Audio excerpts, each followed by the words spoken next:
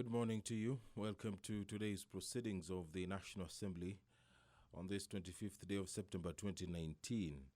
This live broadcast is brought to you by the Parliamentary Broadcasting Unit in conjunction with the Kenya Broadcasting Corporation. The broadcast is available on KBC Channel 1 as well as Bunge TV. You can also stream this broadcast live on YouTube courtesy of the Parliament of Kenya YouTube channel. My name is Edward Kabasa.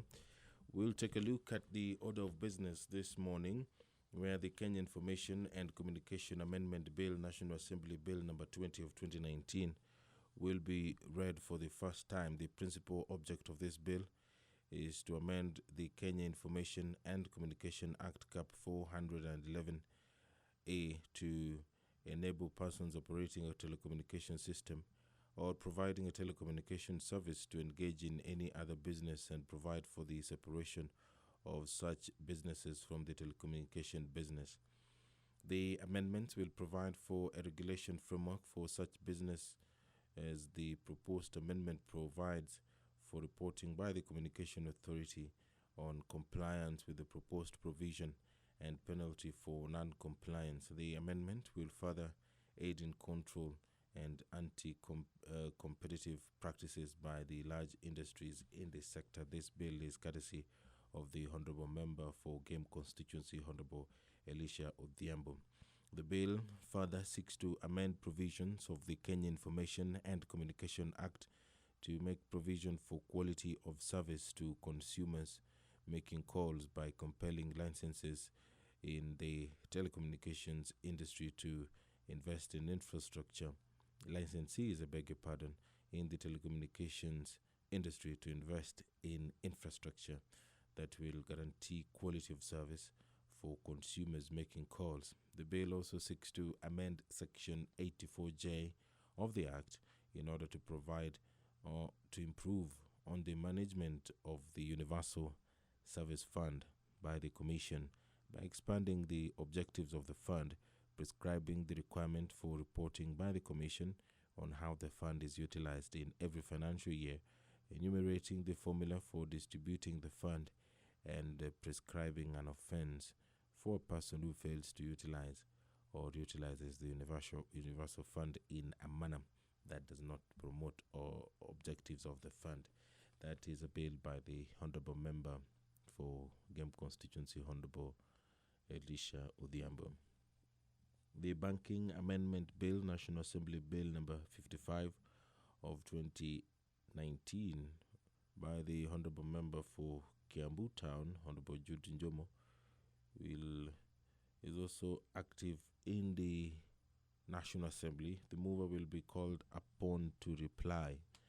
The principal object of this bill is to amend the Banking Act to clarify any vague, ambiguous, imprecise, and indefinite words contained in Section 33B. The amendment firstly seeks to remove any ambiguity in Section 33B, subsection 1, by clarifying that the interest rate under reference is to be compounded or applied on an annual basis. Secondly, the amendment will clarify what a credit facility is by replacing the term credit facility with the word loan, which is a more suitable and comprehensive term for purposes of Section 33B, subsection 1. If you're just joining us, these are live pictures from the National Assembly chambers where the business of the day is about to commence, and on your screen is the presiding chair, who also doubles up as the Member of Parliament for Luanda Constituency, Honorable Christopher Omulele. The broadcast is brought to you by the Parliamentary Broadcasting Unit in conjunction with the Kenya Broadcasting Corporation. It is available on KBC Channel 1 as well as Bunge TV on Signet. My name is Edward Kabasa. Enjoy your viewing. Twakusihi ututazame kwa neema nyingi sisi watumishi wako ambao umeridhika kutuita ili tutekeleze shughuli muhimu za jamhuri hii yetu. Twakuomba ututeremshie baraka zako sisi tuliokutanika hapa, na utujalie tuyatende na kufikiria mambo yote yatakayofikishwa mbele yetu kwa njia ya haki na uaminifu ili utukufu na sifa zako ziendelezwe, na ili kustawisha amani, ufanisi na heri ya nchi hii yetu, na wale ambao haja zao umezikabidhi mikononi mwetu. Amina.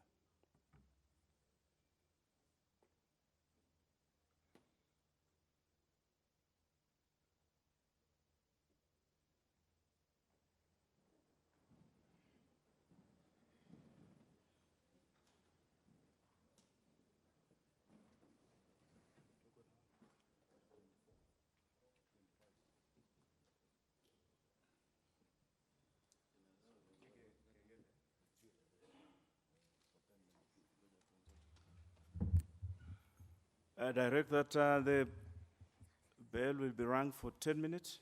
Quorum bell to be rung for 10 minutes.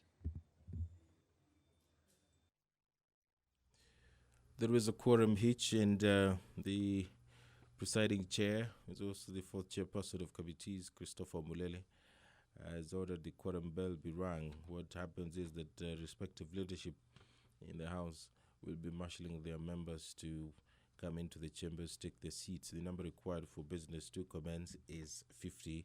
That's according to the provisions of standing orders of the National Assembly.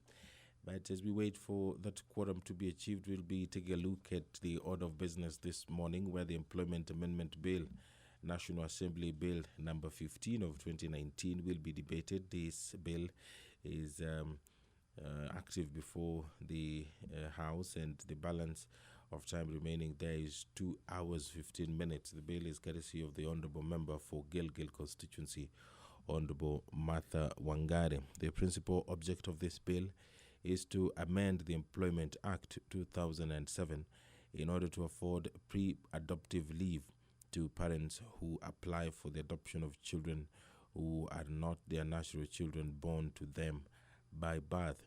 Clause 2 of the bill seeks to define the term exit certificate, which is the authority given to a prospective adoptive parent by a registered adoption society to take an adopted child in the adoptive parent's custody.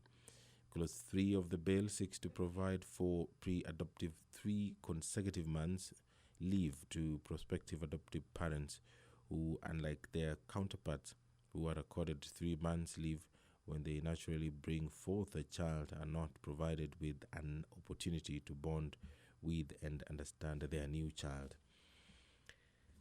Also in the order of business this morning is the Anti-Corruption and Economic Crimes Amendment Bill, National Assembly Bill number 6 of 2019, courtesy of the Honourable Member for Kiharu constituency, Honourable Dindi Nyoro.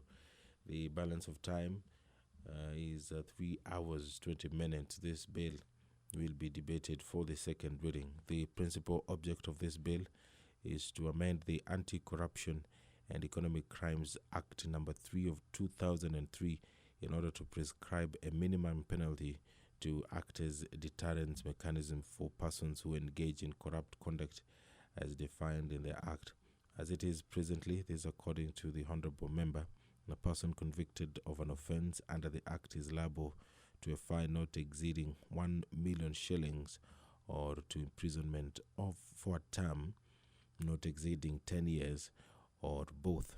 There has been a surge in corruption cases in the country, the Honourable Member says, and one way of dealing with corruption is enhancing the consequences of engaging in such activities.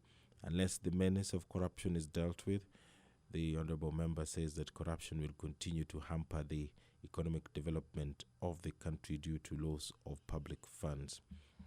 The bill does not affect the functions of county governments as set out in the 4th schedule of the Constitution, and is therefore not a bill concerning county government. That bill will be debated for the second reading. The Livestock and Livestock Products Marketing Board Bill, National Assembly Bill number 2 of 2019, is also in the order of business. This bill is courtesy of the Honourable Member for Mandera North constituency, Honourable Bashir Abdullahi. The principal object of this bill is to streamline the marketing of livestock and livestock products in Kenya. This is in light of the fact that although the livestock industry is a very important source of income for many households in Kenya, Its regulation is carried out by different entities, leading to duplication and competition among the various entities. This results in poor service delivery by the entities, and thus the main beneficiaries of the industry are the middlemen as opposed to the livestock farmers. The streamlining of the industry is to be achieved through the establishment of the Livestock and Livestock Products Marketing Promotion Board, which is to be the main body dealing with the concerns of the marketing of livestock and livestock products in the country. It is expected that this will result in an efficient livestock and livestock products marketing industry in Kenya. If you're just joining us, we are waiting for quorum to be achieved. The quorum bell continues to ring, and members who are available within the precincts of Parliament are currently being urged to walk into the chambers. The number required according to the standing orders of the National Assembly is 50. That's the quorum needed by the National Assembly to begin business. The member for Oljoro Orok, Honorable Michael Mushira, will ask the Cabinet Secretary for Transport, Infrastructure, Housing and Urban Development whether there are plans to rehabilitate Gilgil Nyahururu Road, which is in a very bad condition and which may have led to an increase in the number of motor vehicle accidents on the road in the recent past. This question will be replied to before the Departmental Committee on Transport, Public Works and Housing.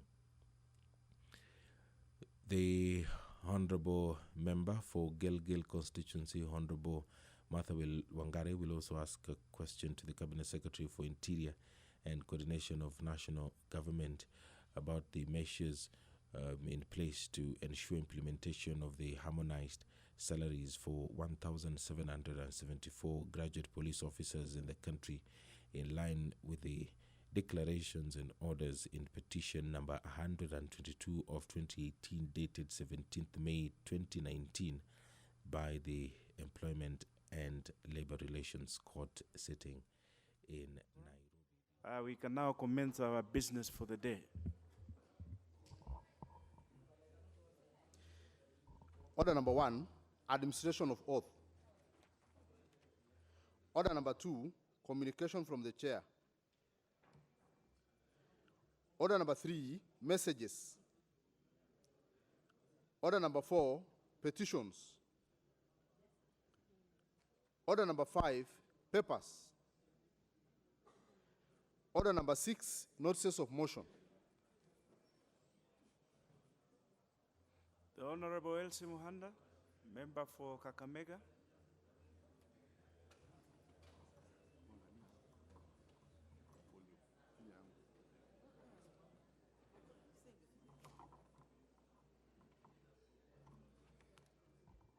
Honorable Speaker, I beg to give notice of the following motion. That aware that in Kenya, about 11% of teenagers are engaging in sex before their 15th birthday, with an estimated 47% of teens already sexually active before the age of 18 years, which is the legal age of consent. Further aware that Kenya's adolescents' birth rate is 96 per 1,000 women, with 15% of all adolescent women having already given birth, with 3% being pregnant with their first child. Concerned that the sexual activity is encouraged by the proliferation of the internet and mobile phones, poverty, and the conservative attitudes combined with the traditional values, which tends to have parents shying away from discussing sex with their young ones, while other traditional cultures encourage early marriages. Acknowledging that young persons in the country don't get sex education to make sexual choices, and recognizing the need for a comprehensive and age-appropriate sex education from the age of 6 years. This House urges the national government, through the Ministries of Education and Research, in collaboration with other relevant actors, to introduce, institutionalize, and entrench sex education in both primary and secondary school curriculum, and ensure that it is beyond policy and legal framework, and encourage the development and building of more boarding schools, especially for girls. Thank you, Honorable Speaker.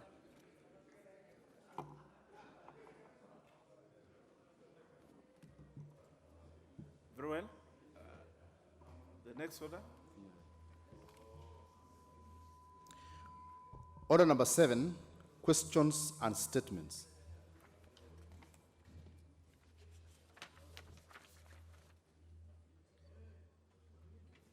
Honorable members, the first question is by the Honorable Michael Mushira, member for Oljoro Rock.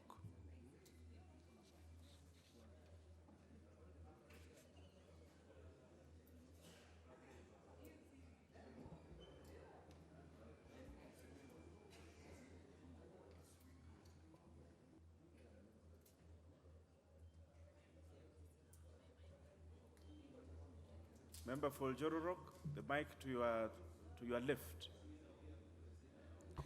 Yes. Thank you, Mr. Speaker. I rise to ask question number 409 of 2019 to the Cabinet Secretary for Transport, Infrastructure, Housing and Urban Development. Are there plans to rehabilitate Gilgil Nyahururu Road, which is in a very bad condition and which may have led to an increase in the number of motor vehicle accidents on the road in the recent past? Thank you, Mr. Speaker. This question will be replied to before the Departmental Committee on Transport, Public Works and Housing. The next question is by the Honorable Martha Wangari, member for Gilgil. Thank you, Mr. Speaker. I rise to ask question number 411 of 2019. What measures are in place to ensure implementation of the harmonized salaries for the 1,774 graduate police officers in the country, in line with the declarations and orders in petition number 122 of 2018, dated 17th May 2019, by the Employment and Labor Relations Court sitting in Nairobi? This question will be replied before the Departmental Committee on Administration and National Security by the Cabinet Secretary for Interior and Coordination of National Government. The next question is by the Honorable Simon Kingara, member for Ruiru.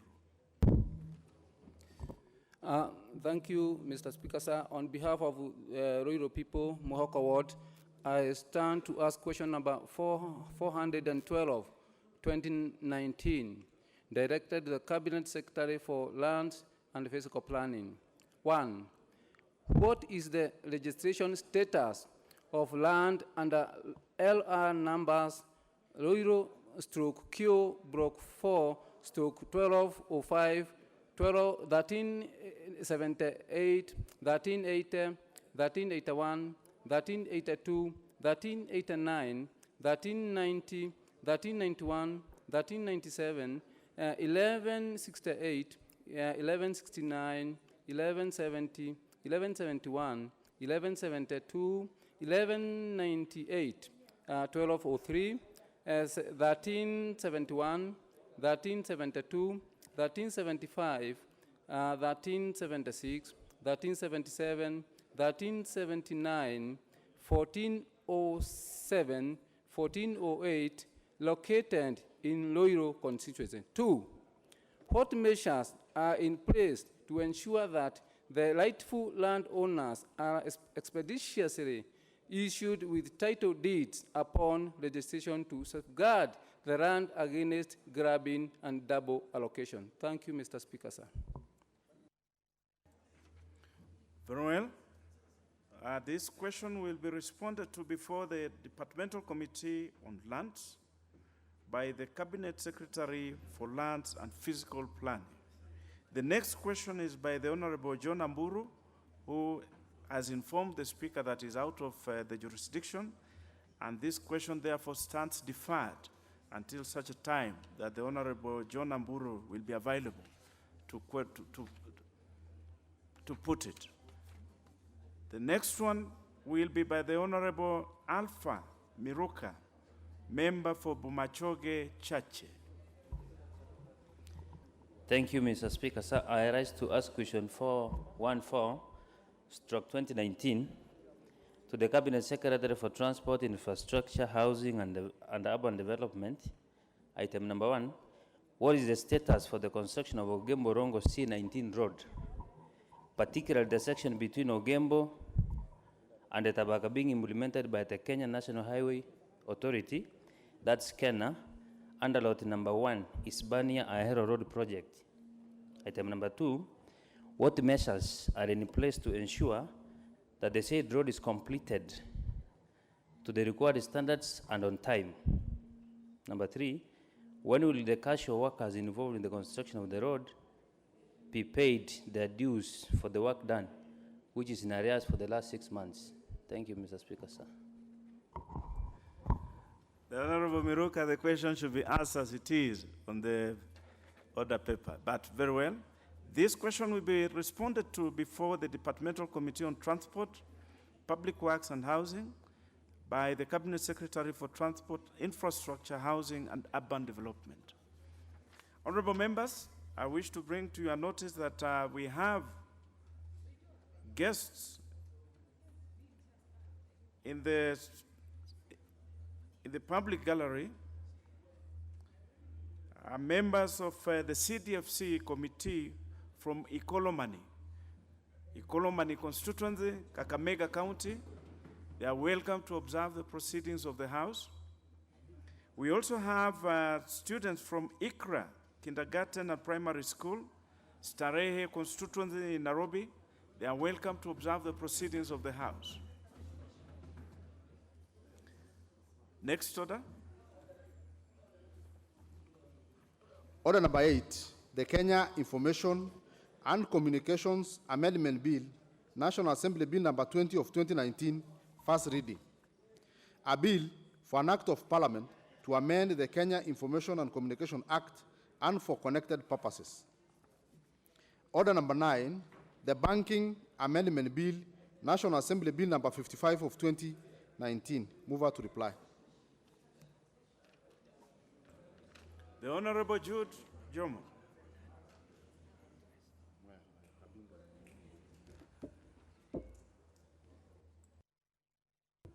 Thank you, Mr. Speaker.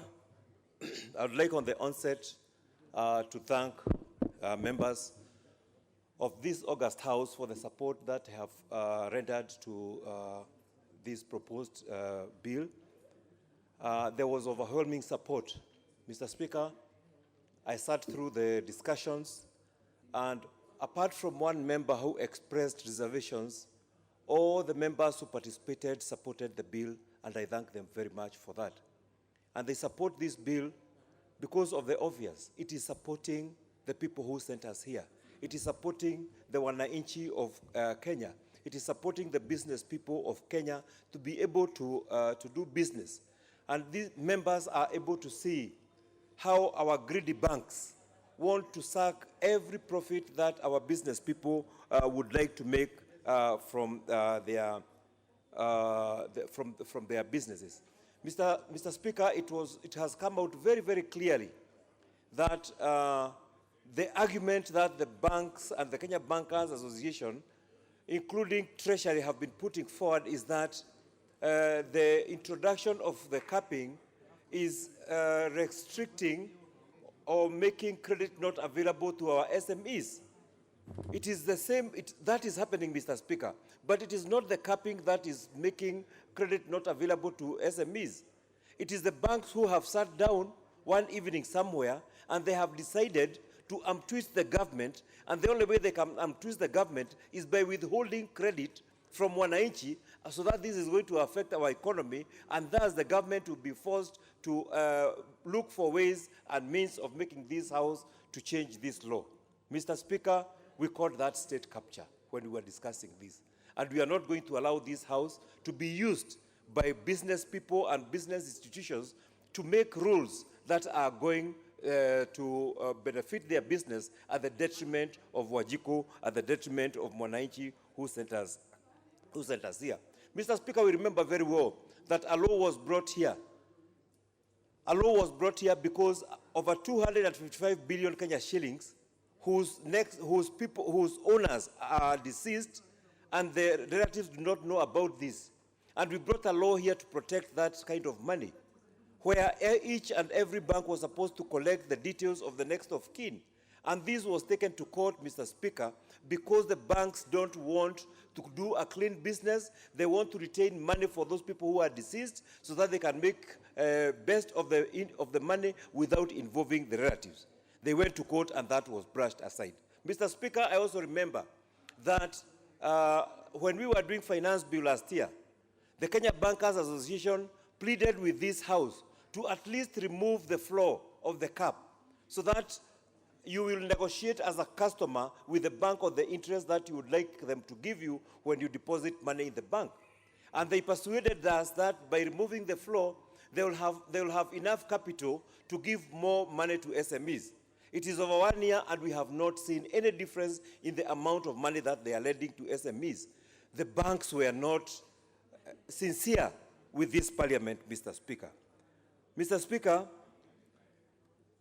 during public participation, there was overwhelming support from the public, from institutions such as ISPAC, from institutions such as the institutions that protect the consumer COFEC, and many other institutions who came out and said we need to retain the caps until we get a sober arrangement from banks. So by doing what we are doing, Mr. Speaker, we are just doing what the public wants us to do. And Mr. Speaker, what we are doing here is doing the corrections that the courts of law found fault in the law. The sections of the law that the court said we need to rectify. We have sat down, we have done the corrections, and these are the corrections that are before this House, Mr. Speaker. To conclude, Mr. Speaker, I would like to urge members to vote strongly on this bill so that we retain the interest rate caps, so that we sanitize, we do the corrections that were recommended by the courts, and we were given 12 months within which to do this. If we do not do these corrections, then at the lapse of the 12 months, which lapses at March of next year, this law will be no more. But if we do these corrections, this will sanitize that act of law such that at the lapse of time, this law will remain in force, and then we'll be able to use it. Finally, Mr. Speaker, I would like to urge His Excellency the President not to invoke Article 115 of the Constitution that gives him power to bring this bill back to this House. I would urge him to listen to the cries of the people, to listen to the will of Wajiko, because we are doing what Wajiko has asked us to do. With those few remarks, Mr. Speaker, I beg. Speaker, sir, I rise to support this bill, Mr. Speaker. It is good, Mr. Speaker, when person decides, Mr. Speaker, to adopt a kind, that is a 1 year and below, Mr. Speaker, it is good for that person to be given time, maybe a duration of one month, so that he or she can go back at home to take care for that child. And at the same time, Mr. Speaker, that person can get familiarized his or herself with that kind, Mr. Speaker, so that when that small kind, Mr. Speaker, will be growing up, he or she will be in a good relationship with a person who has decided to take care of that kind, Mr. Speaker. So as this bill passes, Mr. Speaker, it will help us, or it will help many Kenyans, Mr. Speaker, who have the will to support the kids who are abandoned, who are in children home, Mr. Speaker, who are there, lying there without any support, Mr. Speaker, and they will be of good use to those small kids, Mr. Speaker. So it is good for the government or for the employing entities, Mr. Speaker, to grant time to their employed people so that they can, this person will get enough time to plan for this kid. Because, Mr. Speaker, when you are adopting a small kid or when you are adopting a kid, Mr. Speaker, there is many things which are wanted or which are required, Mr. Speaker, for caretaking for the young ones, Mr. Speaker, and it is good for the employed people to be given that duration of time to take care. Whether it's a man or a woman, Mr. Speaker, it is good for them to be given at least a period of one month to take care and to familiarize him or herself. Assembly. The next member to speak to this will be the Honorable Jeruyot Jesire, member for Baringo. Thank you, Mr. Speaker, sir. I rise to support this bill by Mother Wangari, Mheshimiwa. And it is important to notice that adoption is real and that there are people here in this country that really are in fear of adopting children just because they don't get enough time maybe to bond with the children. They don't get enough time to take care of them, to learn them. So it becomes very hard for them to go to these houses where children are kept, and it becomes hard for children who actually need this favor to be adopted, get adopted. So I think it's a well-thought bill whereby we need to give those people who have the will to adopt children time. The time is in this bill is called the adoptive leave, so that they can be able to have their children within a time they want. They have them with a period that is acceptable in this country with other mothers. Because, Mr. Speaker, sir, once you adopt a child, definitely you become a father, you become a mother. Because even if you are not the biological father or mother, at this given moment, you are the mother and the father of that child. It is only important that the time within the period, that the length of time is considered such that it is not discriminative. It is not put like, because it is adoption, should be given a shorter time. At the same time, Mr. Speaker, sir, you know when you take these children and you don't know them, you are supposed to sit with them, you have enough time to bond, you have enough time to learn them, you have enough time to budget for them.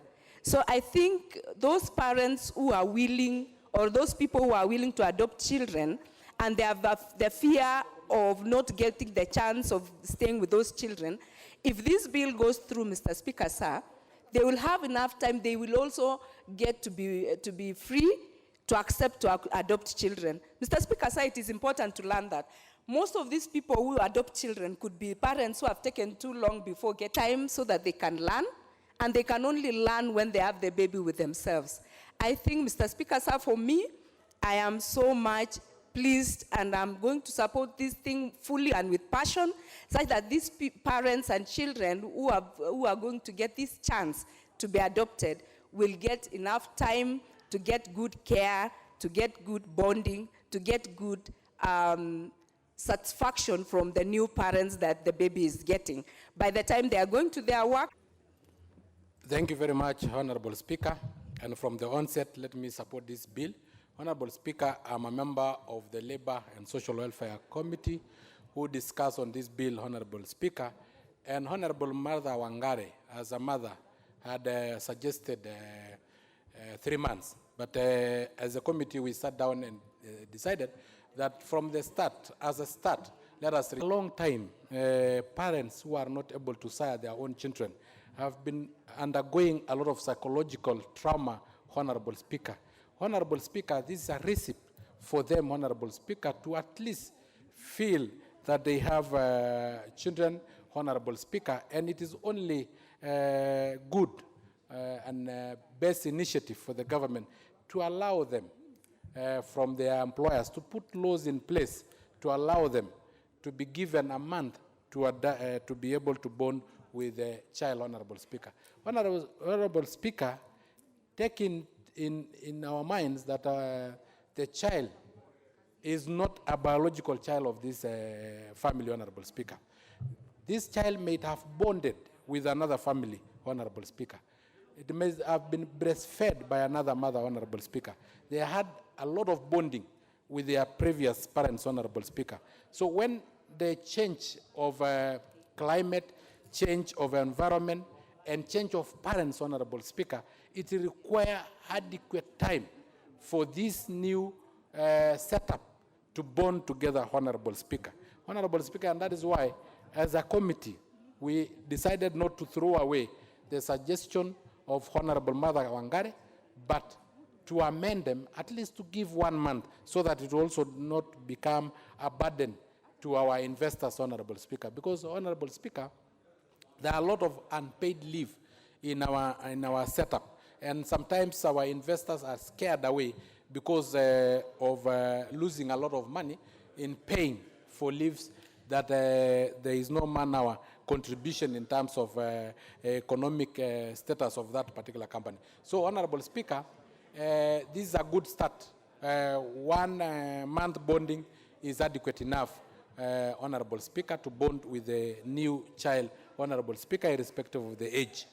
Honorable Speaker, but I want also to question the members of the public that they will not use this law as a leeway or as a loophole to pretend to be adopting children, Honorable Speaker, and use this 1 month leave to traffic, children trafficking, Honorable Speaker. Honorable Speaker, because Kenyans are very clever. Sometimes we may give them 1 month to bond with a child that they have pretended that they have adopted, but in that 1 month, that child will find its way to America, its way to Europe in this child trafficking syndicate, Honorable Speaker. So the members of the public be warned that this particular bill is only to protect you to bond with a child you have adopted, but not to use that 1 month as a way of child trafficking to get quick money to sell our children to overseas, Honorable Speaker. Thank you very much, Honorable Speaker. I support the bill. The Honorable Mushira Mwangi, member for Oljororok.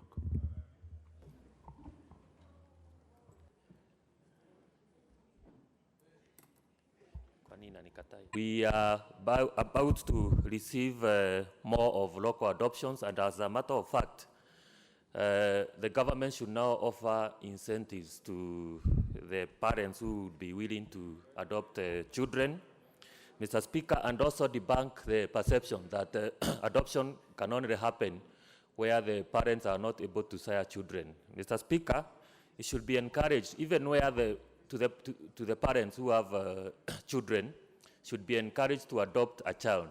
Mr. Speaker, every child must grow in a family setup in order to do away with the social problems that we have, the street children, the problem of drug abuse, and the problem of early sex. Mr. Speaker, this we have in our society. Mr. Speaker, every child is equal, whether biological or adopted, and therefore every child requires a parental care. And therefore this bill will help in a situation where it's also encouraged, because the adopting father should also be able to bond with the child and have that fatherly love to the child. Mr. Speaker, I support. Thank you.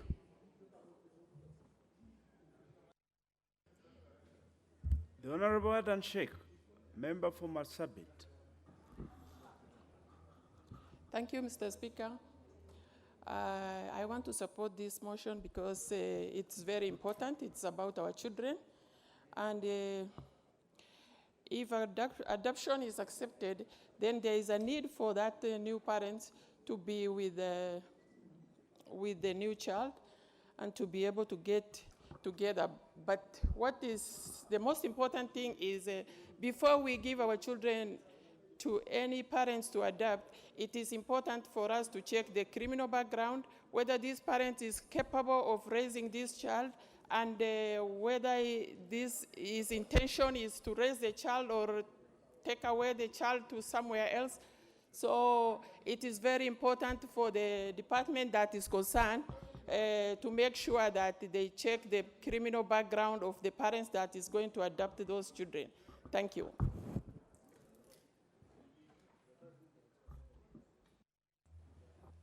The Honorable Mutunga Kanyithia, member for Tigania West. Thank you, Honorable Speaker, for the opportunity to contribute to this bill by Honorable Mother Wangari. Honorable Speaker, the relationship between a child and parents is built at very tender age. And at the age of less than a year, that is when a child requires to know who the parents are or to feel the parents' presence. Honorable Speaker, if parents are given the opportunity to stay home with the child, around this time, they will definitely be able to build the relationship between the child and themselves. They will first of all be able to understand the child, and then the child will be able to also understand and get to learn them. Honorable Speaker, it's a process of unlearning and learning, because this child will have been used to some other different people. They are biological parents. They will be used to different hands. They will be used to different handling. And there is need, therefore, to concentrate. And learning is about emphasis, Honorable Speaker, and at this stage of brain development, a lot of emphasis creates the assurance. And this is what is needed at this particular stage. So, Honorable Speaker, I find the motion very relevant, and I find it necessary that we approve, or rather we adopt this particular motion. So I support, Honorable Speaker. Honorable Speaker, in the creation of a family unit, there is need for both parents to stay with their children. During the period of maternity leave, the parents normally stay with their children, and they get to know how to handle or manage these children. When somebody adopts a child, or a family adopts a child, let's say these parents have not handled their children before, they have not handled their children before, then they will need time even to go through the process of managing the child. And that is why it is necessary for them to know, to have this particular, for us to create this particular time. Honorable Speaker, it is not necessarily that people who have not been gifted with children should be the ones we are talking about here. It is anybody who would probably like to adopt a child. And it is becoming a reality today, Honorable Speaker, that it is necessary for parents who have been through childbearing age to basically adopt children, so that they can even reinforce their children who are older, especially if they turn to deviance ways, so they may realize that it is possible for these parents to be able to have other children and bring them up as their own children. So that period, I'm looking at a situation where there are other children in that house, and therefore the need for the entire family to be together to build the bonds that are necessary, so that the older children or the biological children will also have the time to create a relationship with this adopted child, and they'll be able to treat them as their sibling. So, Honorable Speaker, I find the motion very relevant, and therefore I support. Thank you. The Honorable Jaldisa Dida, member for Isiolo. Thank you, Mr. Speaker, for giving me an opportunity to also add my voice to this very noble bill. From the onset, I want to join my colleagues in really congratulating Mheshimiwa Martha for bringing this bill. I can say it's only a mother who will have such heart to think forward. Mr. Speaker, I support for, of course, several reasons. But I want to say that adopting a child is giving an opportunity to the future President of the Republic of Kenya, to the future Speaker, to the future Member of Parliament, to the future Chief Justice. Therefore, Mr. Speaker, I really would like to appreciate the Committee of Labor to even consider that before even coming to debate in the House. Mr. Speaker, I know it breaks your heart and the hearts of many in this chamber that every other day we wake up to a sad story hitting the headline of newspaper and television of a minor who is defiled. And Mr. Speaker, it is so much rampant that it is really breaking our hearts, especially those of us who are mothers. Mr. Speaker, just last week, a 5-year-old girl was defiled. And I can imagine if that child is adopted by a stable family, then she will be able to be protected from such. Mr. Speaker, we have the issues of drug and drug abuse on the rise, all because of absentee parents, lack of opportunities because of poverty, and therefore if a parent or a family who can be able to adopt a child, then we will have less of this. Therefore, Mr. Speaker, I support and I just hope that the committee will find it kind to allow the 3 months that Mheshimiwa is asking for bonding. Because, Mr. Speaker, bonding is such an important activity in a life of adopting. Most of us, those who have adopted kids, can tell you. It's really those initial stages of welcoming a child to a family really plays a significant role. Therefore, Mr. Speaker, I support. Very well, the Honorable Jaldesa. We now have the Honorable Obo Mohammed, member for Lamu. Asante Bwana Spika kwa kunipatia nafasi hii na mimi kuweza kuchangia kumuunga mkono Mheshimiwa Martha. Mimi naunga mkono kwa sababu amefikiria jambo hili ni jambo la maana sana, kama alivyosema Mheshimiwa Jaldesa, ni mama peke yake ndo anaweza kufikiria jambo kama hili. Lakini pia na washukuru wale waheshimiwa ndugu zetu hapa wanaume pia wameliunga mkono kwa sababu wamesikia ule uchungu wa mama. So Bwana Spika, inahitaji kweli muda na wakati ya kukaa na huyo mtoto kama ameingia mazingira mapya, na kuna mambo mengi ambayo yanamhitaji yule mama ili aweze kumhudumia yule mtoto vizuri. Kuna kwa mfano paka atafute shule mzuri, ni muda unatakikana, atafute madrasa, amkaribishe nyumbani, kuna mavazi, kuna mambo chungu mzima yanahitaji muda, na akipewa nafasi hiyo atakuwa aweza kuungana na ule mtoto vizuri. So mimi naunga mkono hapo, ni jambo la maana sana. Pili pia ni vizuri na naomba wale mashirika wanahusika au wahusika wanahusika kwa jambo hili, wawe watafuatilizia kwa makini wale watoto kama wale waingie kwenye mikono ya usalama, mikono mizuri. Sababu mimi nashangaa nchi zingine, nikitoa mfano kuna mtoto wa nchi nyingine amezaliwa nchi nyingine amekuja Kenya, tulishangaa mtu amekuja, serikali ya huko imetumana mpaka kufika Chundwa ambayo iko Lamu East kuja kuangalia ule mtoto kama yuko kwenye mazingira mazuri. Lakini sisi Kenya hatuchukui jitihadi hiyo ya kufuatiliza mpaka kujua. Yule mtoto alikuwa ni wa UK na ametumwa kuja mpaka kuhakikisha, na tena huyo ni mamake, anakuja kuhakikisha anakaa vizuri huku Kenya. So naomba serikali yetu pia ichukue majukumu kama hayo, iende ihakikishe kwamba yule mtoto yuko kwenye mazingira mazuri. Bwana Spika, nikichukua nafasi hii, watoto wetu wa Kenya tunawapenda, lakini bado kuna wengi wana matatizo mbalimbali. Matatizo, mimi nimekuwa nikisema Lamu East, serikali imesema watoto wakitoka shule ya msingi wende wote shule ya sekondari. Lakini bado kuna sehemu nyingine ambayo bado ni Kenya, Basuba ward ya Basuba, bado wana shule kwa kupiga kelele, shule moja ndio imefunguliwa, shule 4 mpaka sasa miaka 4 haijafunguliwa. Na hawa ni watoto wa Kenya na katiba inawachunga, lakini bado wana matatizo mengi.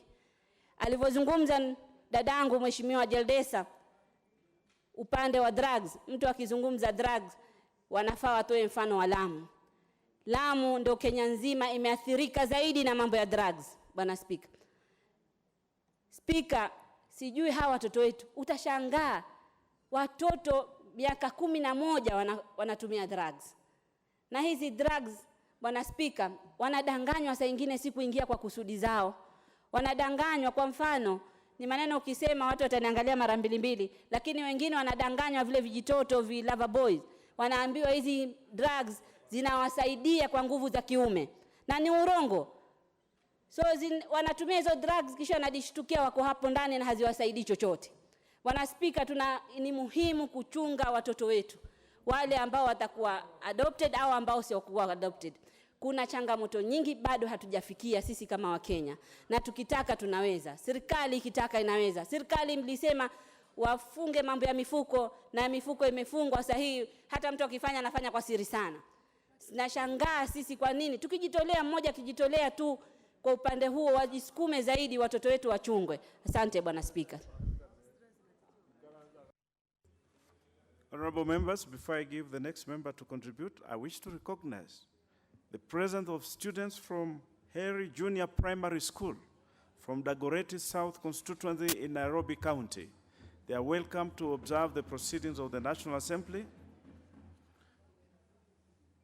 The next member to contribute will be the Honorable Abdi Yusuf, member for Kamukunji. Thank you, Mr. Speaker, for giving me this chance. And I stand to support our colleagues' request to have an extension for parents who are interested in adopting kids in homes or in childcare. I first of all wanted to sort of maybe look at the reason why do we have this particular problem. We have a problem of children being placed in adoption homes because of a failure in our parenting, in our cultures and so on. And adoption offers the best chance for a child to be placed with a family that might help that child to grow and develop as a productive citizen who can help themselves as well as the family that had taken care of them and adopted them, as well as contribute to their country's development. So I think one of the most difficult journeys one can make is to choose a child from a different culture, from a different perspective, with a different history. And I think this thing requires time and energy, an investment both from the foster homes as well as the parents who are interested in taking this child.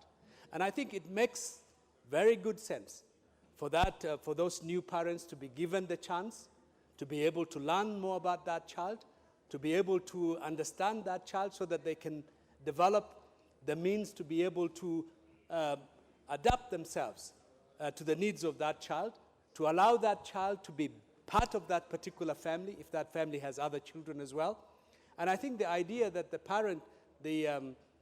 adopting parents should be given a chance. I support the honorable member's proposition to extend that period in order to allow the opportunity for this particular arrangement of adoption to be successful, both for the fostering house, for the parent, and for the child. Thank you so much.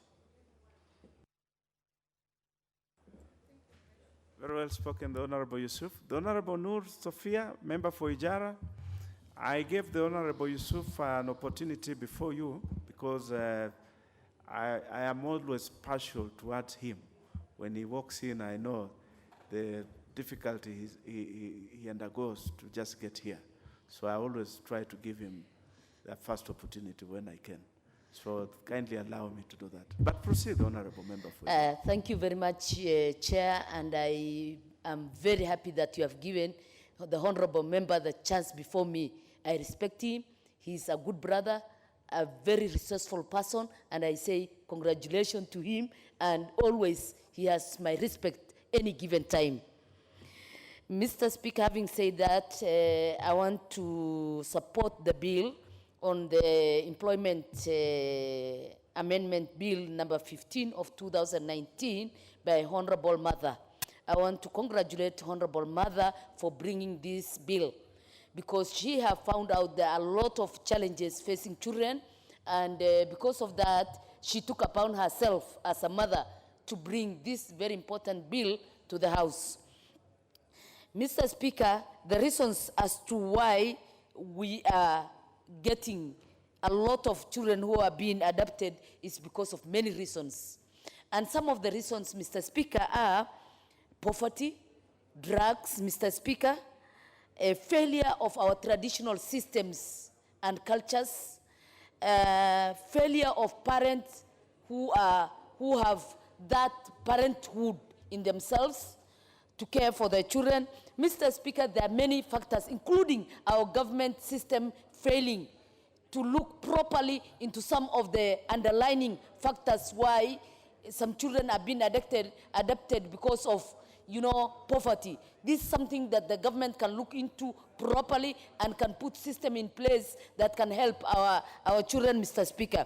Mr. Speaker, as much as I love and respect and appreciate that every child lives with their parents, but under difficult circumstances, we must accept and go with the adoption system, Mr. Speaker. And Mr. Speaker, adopting a child,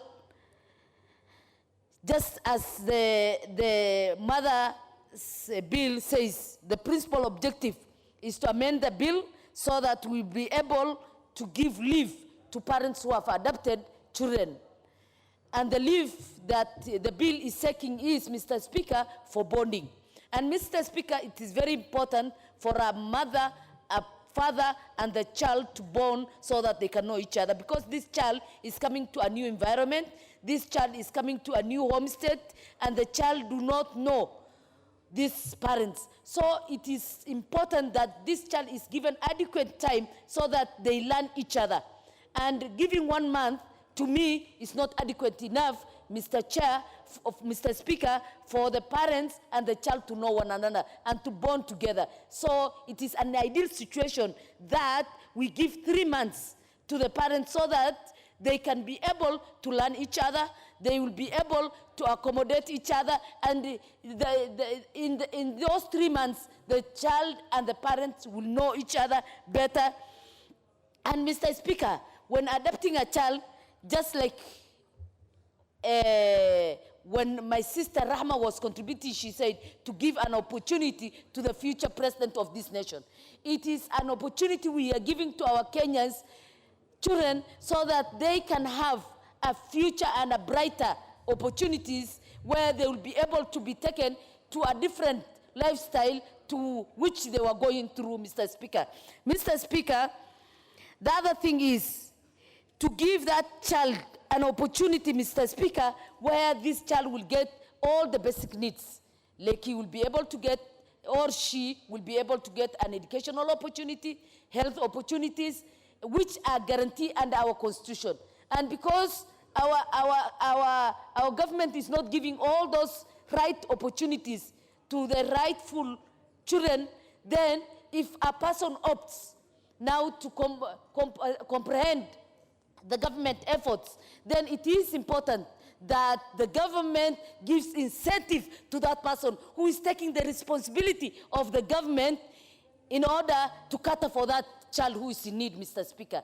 And Mr. Speaker, by giving that incentive to the parents who are working class, then they will be able now to accommodate more children. I know I have founded a school, an orphanage home myself, with over 250 children who are in that orphanage center, Mr. Speaker. And I know the reason why they are in that orphanage center is not because they love it, it is not because, but it is because of a need. It is because they are facing a problem. And because we have failed as a system, our traditional system structures have failed, our government have failed to take care of those children, and that's why you see somebody gives themselves some responsibility to take care of those children. So we are saying, if those children, if any Kenyan who takes that kind of responsibility is given an incentive, including tax incentive, Mr. Speaker, then we'll be able to take care of our children all over this country. With those few remarks, Mr. Speaker, I say I support 100% the bill. Thank you so much. Very well spoken, the member for Ijara. We shall now have the Honorable Dr. Otiende. Thank you, Mr. Speaker. Mr. Speaker, I congratulate the Honorable Martha Wangari for bringing this bill. And Mr. Speaker, the industry to bring this kind of bill is not given to all members of parliament. But having congratulated my friend, the Honorable Martha Wangari, I find myself in the unfortunate position, obviously in the minority, of opposing this bill. Mr. Speaker, this bill must be looked at against the two reality checks. One, that by law, we live in a country that allows polygamy. And some religions define the maximum number. In other circumstances, there is no maximum number. We also live in a country, Mr. Speaker, that does not limit the number of children you can either bear or adopt. Mr. Speaker, what that means is that whenever we grant certain privileges or even rights as contemplated here or in Section 29, we must know that there are circumstances when those rights can be pushed to the outer limits. There once lived a man called a Kukudenja in my part of the world. A Kukudenja had over 80 wives and over 300 children.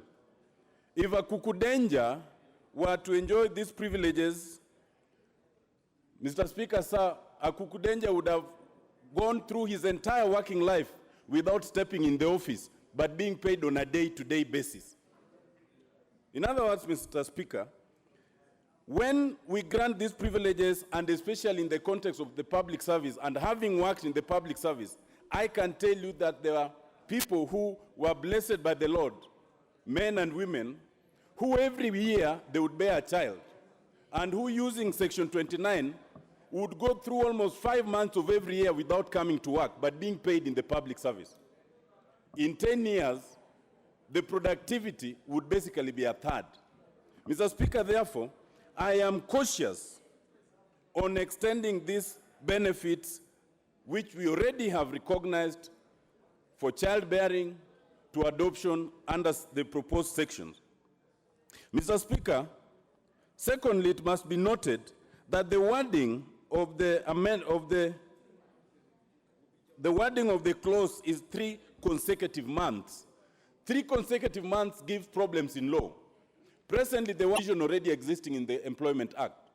Section 29, as it exists in the Employment Act, is in fact unconstitutional.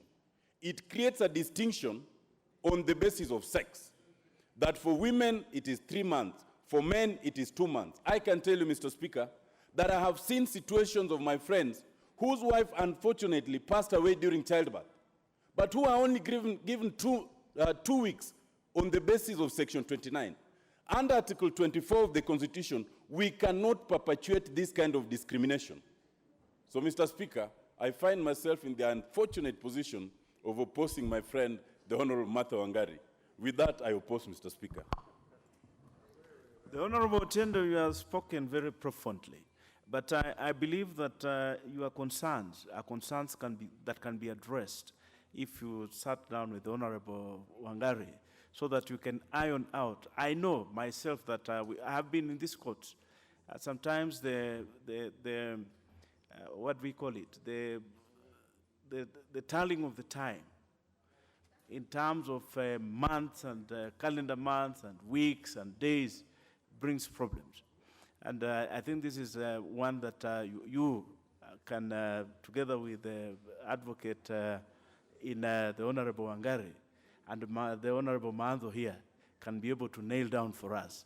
And the unconstitutional bit about the discrimination between the genders, it is a matter of concern, really, that can be dealt with.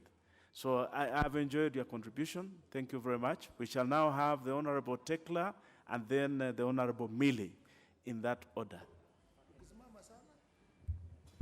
Honorable Speaker, I stand to support this motion.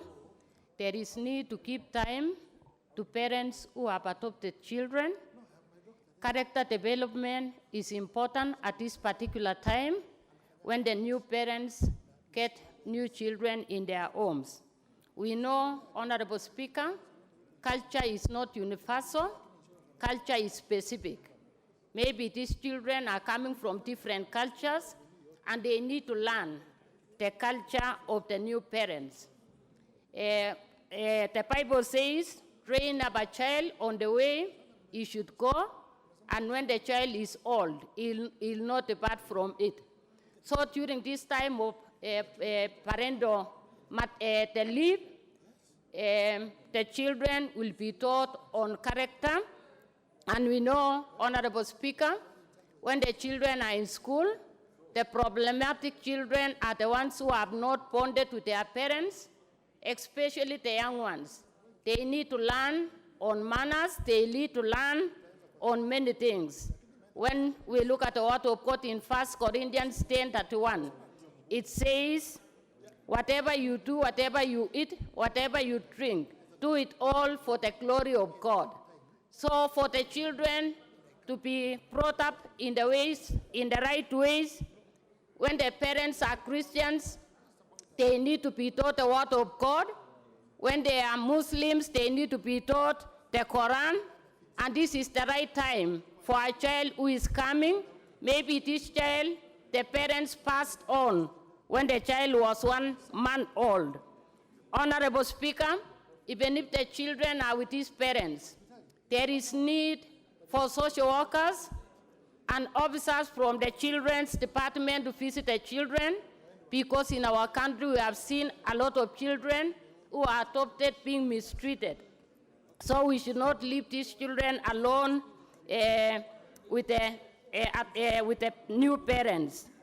Honorable Speaker, we need also to take care of these children as a nation.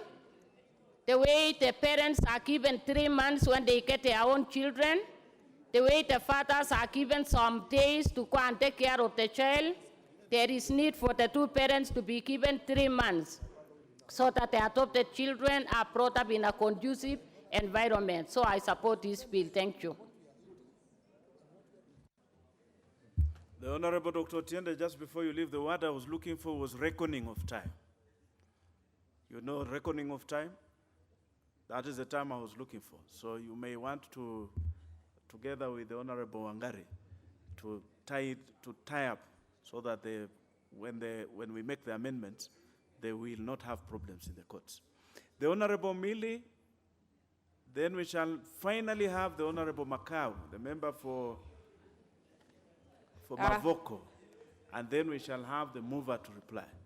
Thank you, Mr. Speaker. Mr. Speaker, let me take this opportunity to congratulate Honorable Martha for bringing this bill. And I think it is very timely, and people say that great minds think alike. I currently have actually the reproductive health care bill that has almost exactly the same provisions. And the reason why I made the provisions under the reproductive health care bill, Mr. Speaker, is because when you have people who are adopting children, this will actually be the real parents, and even by law, and even psychologically, this will be the real parents of a child. But you cannot have a situation where you give other parents an opportunity to bond with the children, and yet adoptive parents are not given that opportunity. Under the Children's Act, Mr. Speaker, they are given 3 months within which they are supposed to bond. Where do you get these 3 months? And it's actually, those 3 months are actually the basis upon which the children's officer will come and do an assessment and give a report back to court as to whether you actually are a fit parent or whether you can adopt. But if you don't get that opportunity to bond and be with the child, then it becomes problematic. It's unfortunate that Honorable Tiende has left, and he has raised a very nature, gave that. I know that recently I saw in one country that because of technology and because of issues of LGBT, that now men can actually physically give birth to children. But that is not the situation in Kenya as we speak. So there are no men giving physical birth.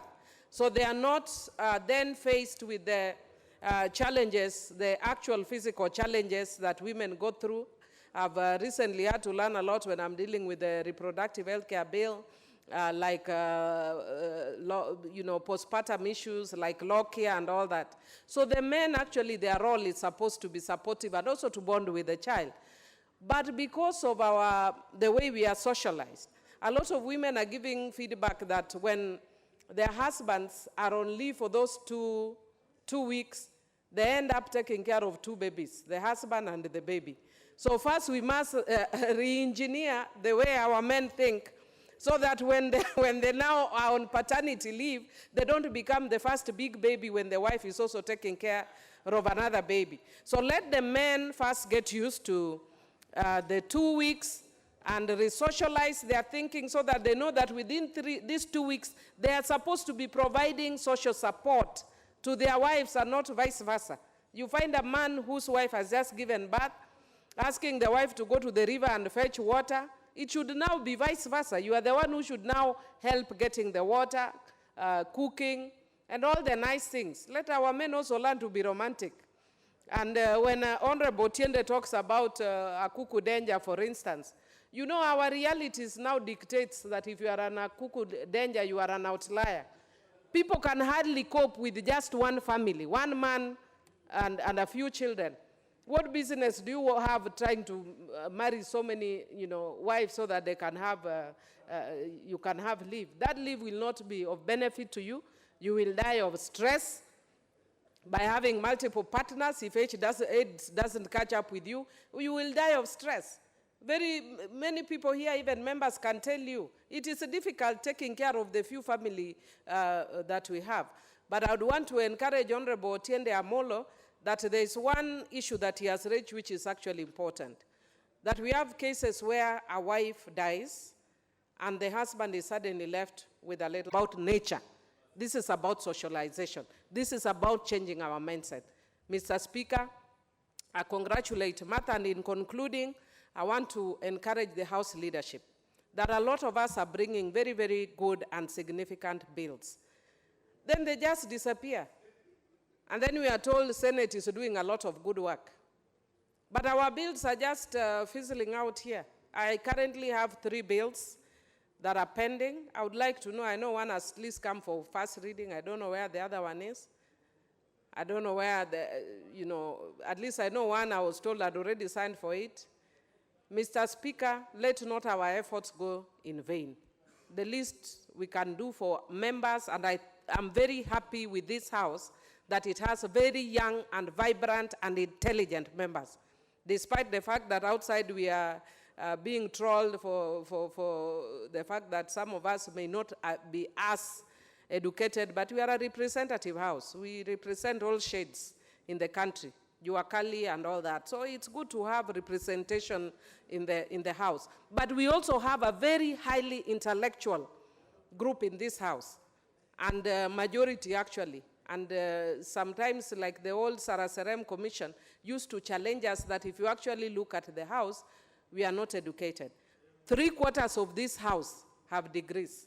And it is evident in the kind of amendments that we are seeing members are bringing. So the House leadership, please help us that when we put time and energy into doing that sort of work, that it is fast-tracked and members see that they have actually contributed. I thank you, Martha, and congratulations for a good job.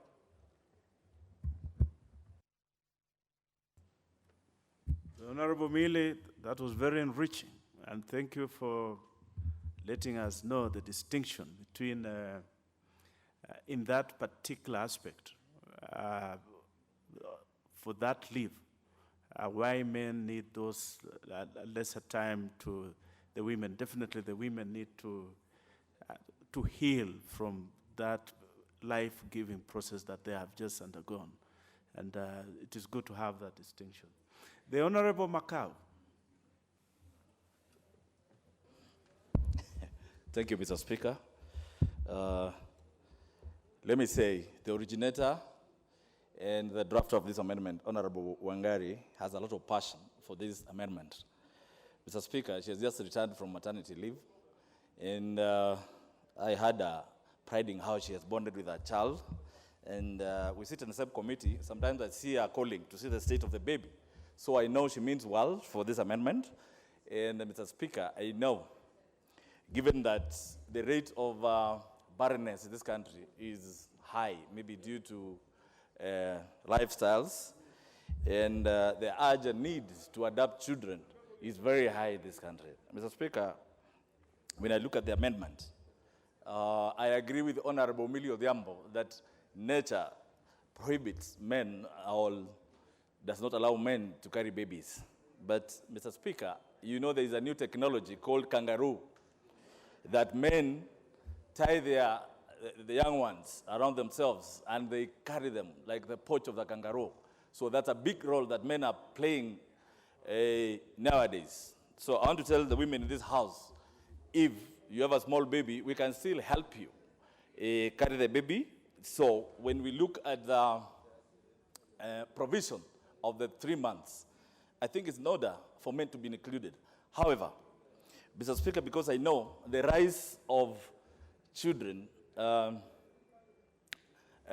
need to be adopted is very high, given the state of our children's homes. And Mr. Speaker, if you ever visited some of the children's homes, they are in pathetic conditions. And some of the children are not properly brought up, either because they don't have enough, the operators of the children's homes don't have enough to feed the children, or even enough materials to make the children in those homes feel homely.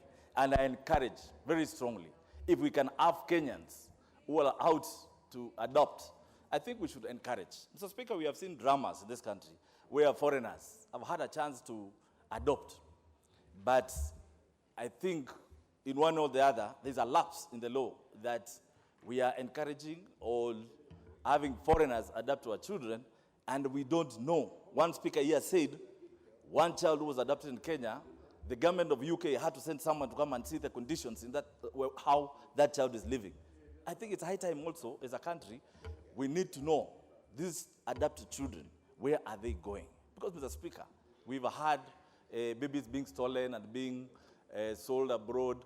So, Mr. Speaker, I support that when a couple adopts, they should be given ample or enough time, per se, what Honorable Mother is proposing. 3 months, that's enough to bond.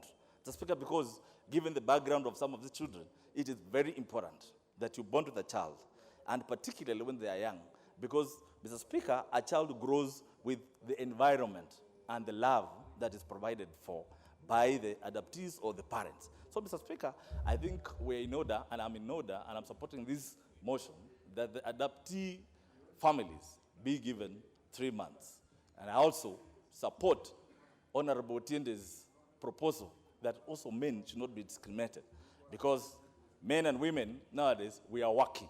So if the mother goes for 3 months and I go for 3 months, that child would get 6 months for proper care, and bonding will be even stronger. Thank you, Mr. Speaker.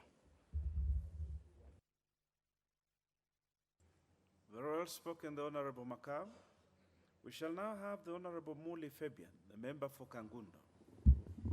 Thank you, Honorable Speaker.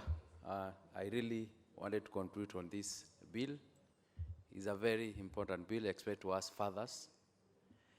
Honorable Speaker, the matters of adoption are very sensitive, not only in Kenya, but all over the world. It is a process where you get a kid from his original lifestyle to another lifestyle. It's a life you are giving mature people to live with somebody who they have not even given birth. In this Kenyan society, there's a lot of economical frustration, to a point that young mothers, they're even leaving their kid in the streets. The fathers of nowadays, they are not even ready to father the kids. They are leaving the kids anyhow with the mothers who are not able to take care of the kids. The children centers which you have, which used to take care of less fortune, it is not serving to the point that we can say that our young people, they can enjoy the life, not only children centers. Now we are given the opportunity to be able to go process adopting of the kids. Adaptation of the kids, for one to get adaptation order, you should have stayed with the kid for 3 months consecutive. If you are working in Kenya, how will you stay 3 months consecutive with a child? Let's say, for example, the child will adopt a child of 6 weeks. If you adopt a child of 6 weeks, how will you stay with a child of 6 weeks and you are still working? So that's where I join and support the motion for mother and congratulate him for thinking the boarding period. The boarding time for nature, not only for even human being, also the animals, they also need to bound. So I can say this motion is half the branch. It's half the branch of the society where the new mother, the new father will be able to understand the new child they are having. Also, sometimes when you adopt a child, you need to have a trip with the child, not only abroad, maybe to rural area, to visit the new culture which the child will experience. Because you are not only adopting the child of your culture, you might even get to adopting a child who has been born from another culture. That's why we say, I support this motion, and I congratulate on my mother for coming with this motion, and I can feel the motherhood she has, as well as the fatherhood I has in this motion. Thank you, Honorable Speaker. Shall we have Honorable Tongi?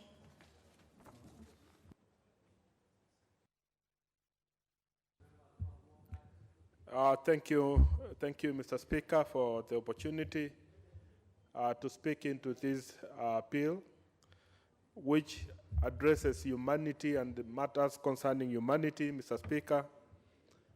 All of us are a function of matters and the care we were given.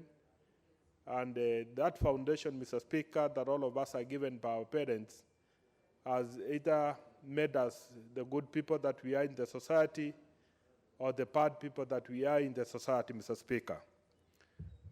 Experience has taught that, Mr. Speaker, when parents bond with the children at their formative age, the impact is permanent. Even the good Bible says, Mr. Speaker, that train up a child in a good have been used for child trafficking. Some of them are also causing a lot of harm to our children in this country. So if we can encourage safe adoption as early as possible, we'll secure and safeguard most kids as opposed to keeping them in most homes where they end up being sold, they end up being abused. Some of them are also coming out when they are not good enough to be good citizens in this country. So I'll support the idea of adoption and allowing the parents to adjust and ensure that the new kid in the block are given opportunity to adjust to the environment and be part of the family, and the family are also given the respect they deserve. I beg to support. Thank you, Honorable Speaker. Honorable Washira Mukami. Thank you, Honorable Speaker. I rise to support the motion, the amendment. I want to congratulate Honorable Wangari. This was a noble idea. Reason being, you know, we have so many children in the streets, the children who don't have parents. And when you see a parent going ahead and adopting a child, that is a parent who has a calling, and it's indeed a blessing. The other thing which, why I want to support this amendment, it is because you can imagine a child who is 1 year old, that is a toddler, and maybe even the child, the environment the child was living in, they never use. So that is why I want to support the amendment, and I encourage more parents to go and adopt those children because they are God's gift. Thank you, Honorable Speaker. Honorable Mzigi Mnene, member for Taita Taveta. Asante sana Bwana Spika kwa kunipatia fursa hii ili niweze kuchangia mswada huu ambao ni mzuri sana, na nampongeza Mheshimiwa Martha kwa kuweza kuleta mjadala kama huu kwa bunge. Kama mama inatuhusu sana kutetea masuala kama haya, kwa sababu sisi ndo mara nyingi tunakaa na watoto na tunajua ni muda gani tunahitaji kukaa nao ili tuweze kuwaeka katika hali iliyo sawa. Na swala la kuweza kuwa na muda unaofaa ama muda unaostahili ili kuweza kuwa na mtoto akiwa mdogo ni swala ambalo naliunga mkono. Hao watoto ambao wanawachukua ili kuweza kuweka maadili mzuri na wawe na ile wakati mzuri wa kujuana na wa kuelewana vizuri. Asante sana, naendelea kumpongeza Mheshimiwa kwa mswada huu, na asante kwa hii fursa ya kuongea. Honorable Bugu Munene. Thank you, Mr. Speaker, for giving me this chance to add my voice in support of this proposed amendment to the Employment Act by Honorable Mother Wangari. I must say from the onset that it's a very noble and well-thought piece of legislation. As a lawyer, I know I've been involved in adoptive cases, and I know it has not been very easy. It is very energy-sapping to the people who want to adopt children, and I know once you get the certificate, it's very important at that time you have enough time for to gel with the child, for you to know each other, for you to embrace one another, because we must appreciate one thing. Per the Constitution, the adopted children, actually they have the full rights as the biological children.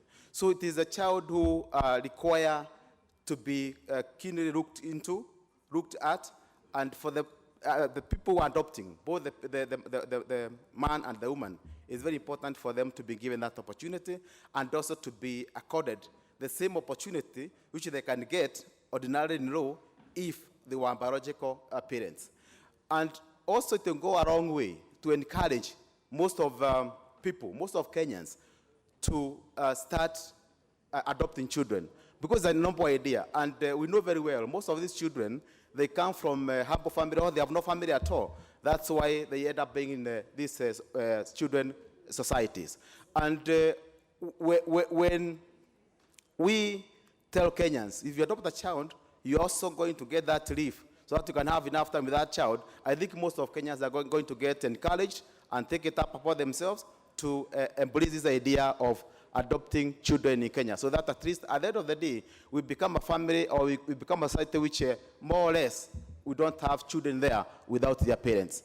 So I think this bill is very timely, and I want to add my support, voice in saying that I support, and I think with slight maybe amendment when you come to the committee stage, which I believe the mover is very much aware about this, what members have been saying, just to polish it. But otherwise, it's a well-thought-out bill. With those few remarks, I beg to support. Very well. Two other members on this. But before that, I would recognize at the public gallery, Kihoto Secondary School, students from Kihoto Secondary School or Kalau constituency, Nyandarua County. They are welcome to follow the proceedings of the National Assembly. Honorable Kay.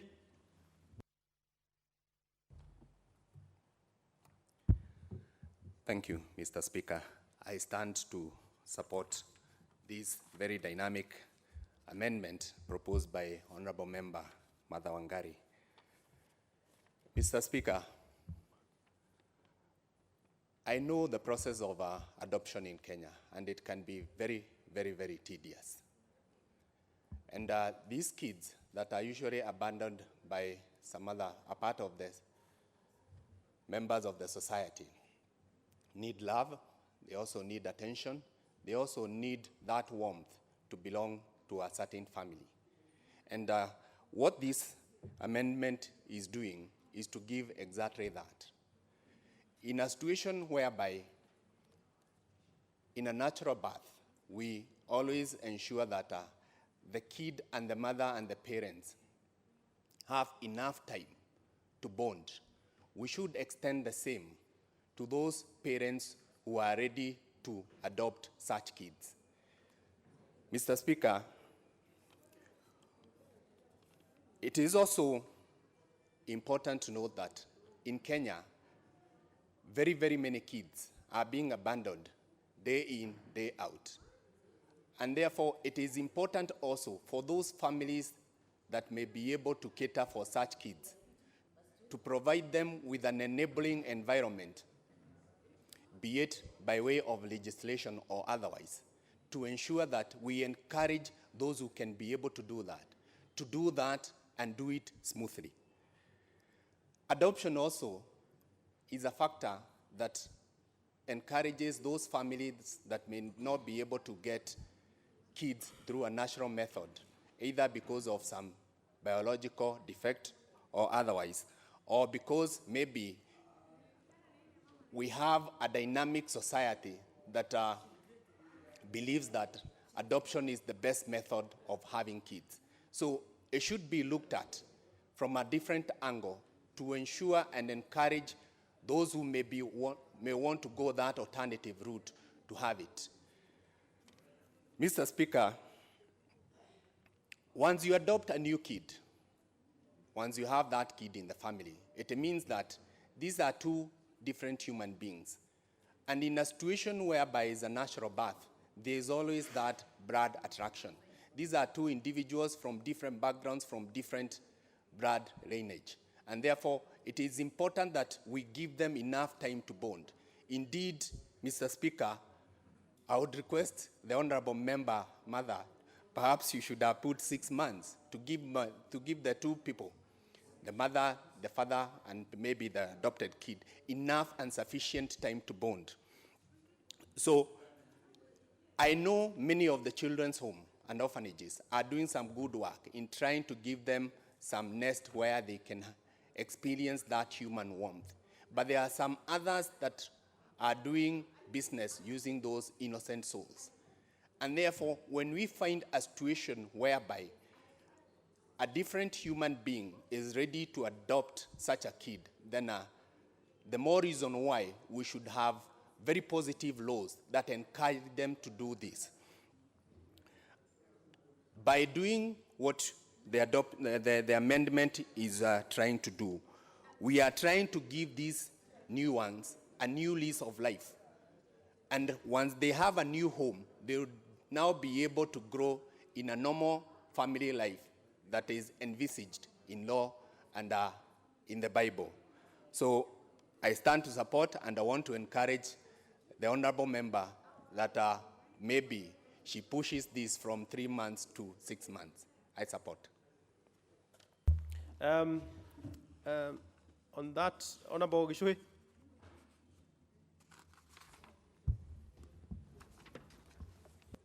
Thank you, Mr. Speaker, sir. I also support the amendments as proposed by Honorable Mother Wangari, especially recognizing the fact that children's rights are human rights.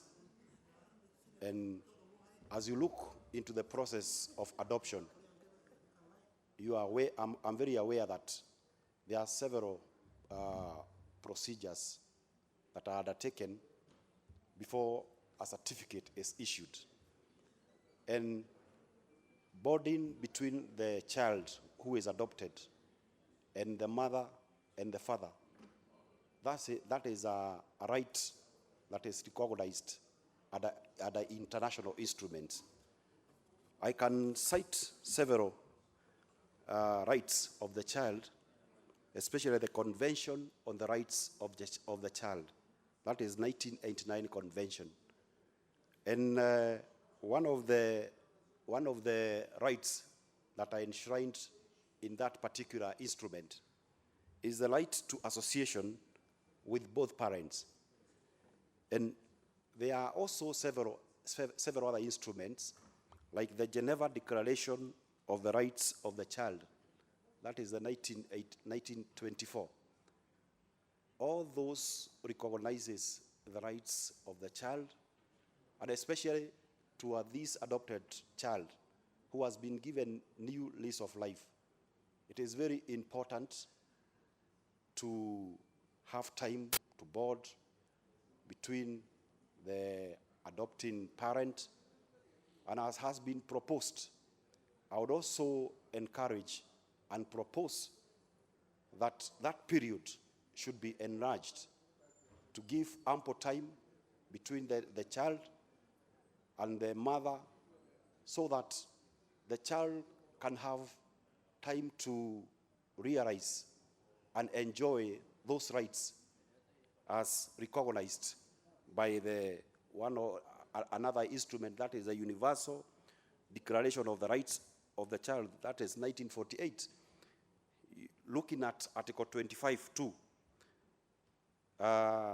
it has recognized the need of motherhood and the childhood. So, Mr. Speaker, sir, I'm also supporting that amendment, And I would say that this is a milestone because previously adopted children have not been recognized under the Children's Act. Their rights have not been recognized. So having to amend this particular act or having to amend the Children's Act and even incorporate this particular section, I highly support.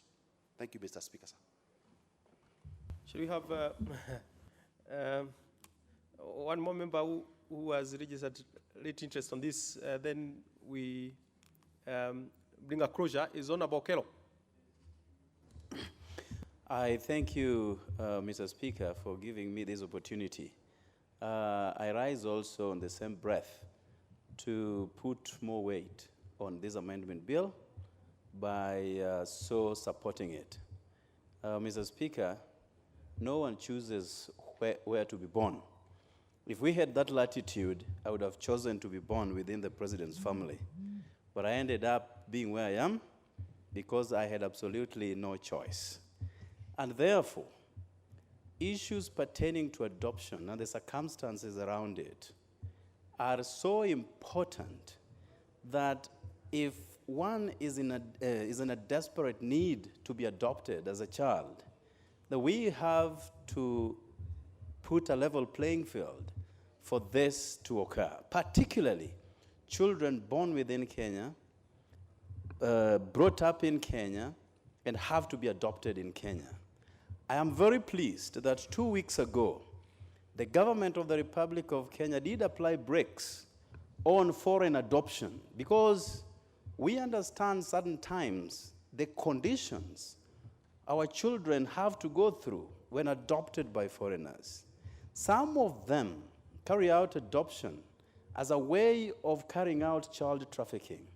And when our children get into foreign lands, the conditions available to them and the kind of discrimination they have to go through, denying them food, denying them essential commodities, is something that must absolutely be addressed, Mr. Speaker. And therefore, I'm very glad that the government of Kenya said they're carrying out a ban towards child adoption by foreigners from this country. That therefore brings the most critical point, Mr. Speaker. How benevolent are we? How charitable are we? How generous are Kenyan people going to be so that they can help children who are in desperate needs? People or children end up on the streets not because they want to be there, but there are harsh conditions or harsher conditions at home that therefore choose streets as a recourse. And therefore, we must, in retrospect, carry out charitable activities that would offer enabling environment to our children to thrive. Each and every kid is born with unalienable rights. That is bit number one. And bit number two, every child is endowed with unique talents. And every child has a future that the Creator has endowed or bestowed within him or her. And therefore, we are not going to be a deterrent towards their progress just because we are denying them opportunities to thrive in whatever field that God gave them. And therefore, we must open our doors in order to embrace them and keep them within our borders and offer them certain unalienable rights such as access to education, access to health care as is enshrined in Article 43 of our Constitution, and give them an enabling environment for them to be responsible citizens in future. Mr. Speaker, children are gifts from God, and that is what the Bible states. And we must hence put a lot of emphasis on their success. And that therefore harshly indicts parents. At the moment, we have seen how the social media has unduly influenced our children, and as a result, carrying out certain activities that would be taboos in most communities. Just about a week ago, a video was trending in the social media of a very young kid, barely 12 years, spewing vitriol and very unprintable words to his colleague. These are things that we have to carefully look into. The children that we raise today, we are going to make them leaders tomorrow. And we wouldn't wish to have leaders who will be insulting their own colleagues or insulting the people that they lead. We want responsible citizens, those who will take it over from us and perpetuate the well-being of this nation. Mr. Speaker, we have to, as parents, get to know how our children are doing, whether we are with them or when we are not with them. I understand that the economic pressure has made it absolutely absolutely difficult to superintend our children, both at home and even in schools. Parents have given that responsibility to teachers in school. Teachers have, in retrospect, owing to the Basic Primary Education Act, which has applied brakes on what they used to call corporal punishment to kids. And therefore, even if kids do not do according to the will of the parents, the assumption is that the parents back at home will be carrying out their cardinal responsibilities. So you have a kid who is a boss in school, and you equally have another kid who is a boss at home. Parents relegating the responsibilities to teachers, and teachers passing out that responsibility to parents. And therefore, we are raising a generation that cannot withstand the test of times. That is why young people, when provoked, what they can only think about is committing suicide. And that is why we have had incremental cases of children committing suicide in various homes. We must step back, reflect, and retool as parents and give the children what ought to be given to them, and that is discipline. That discipline does not necessarily have to come from school. And in due course, Mr. Speaker, with a lot of love to our children, I will be reintroducing before this House family about, do you have other children, how do they behave? They check and do proper background on you, Mr. Speaker. Thirdly, you will be taken for counseling, even with your family members, to be able to accept another person whom you have not given birth to live with you, and not for a day. It is for life. You are adopting them to be part of your family.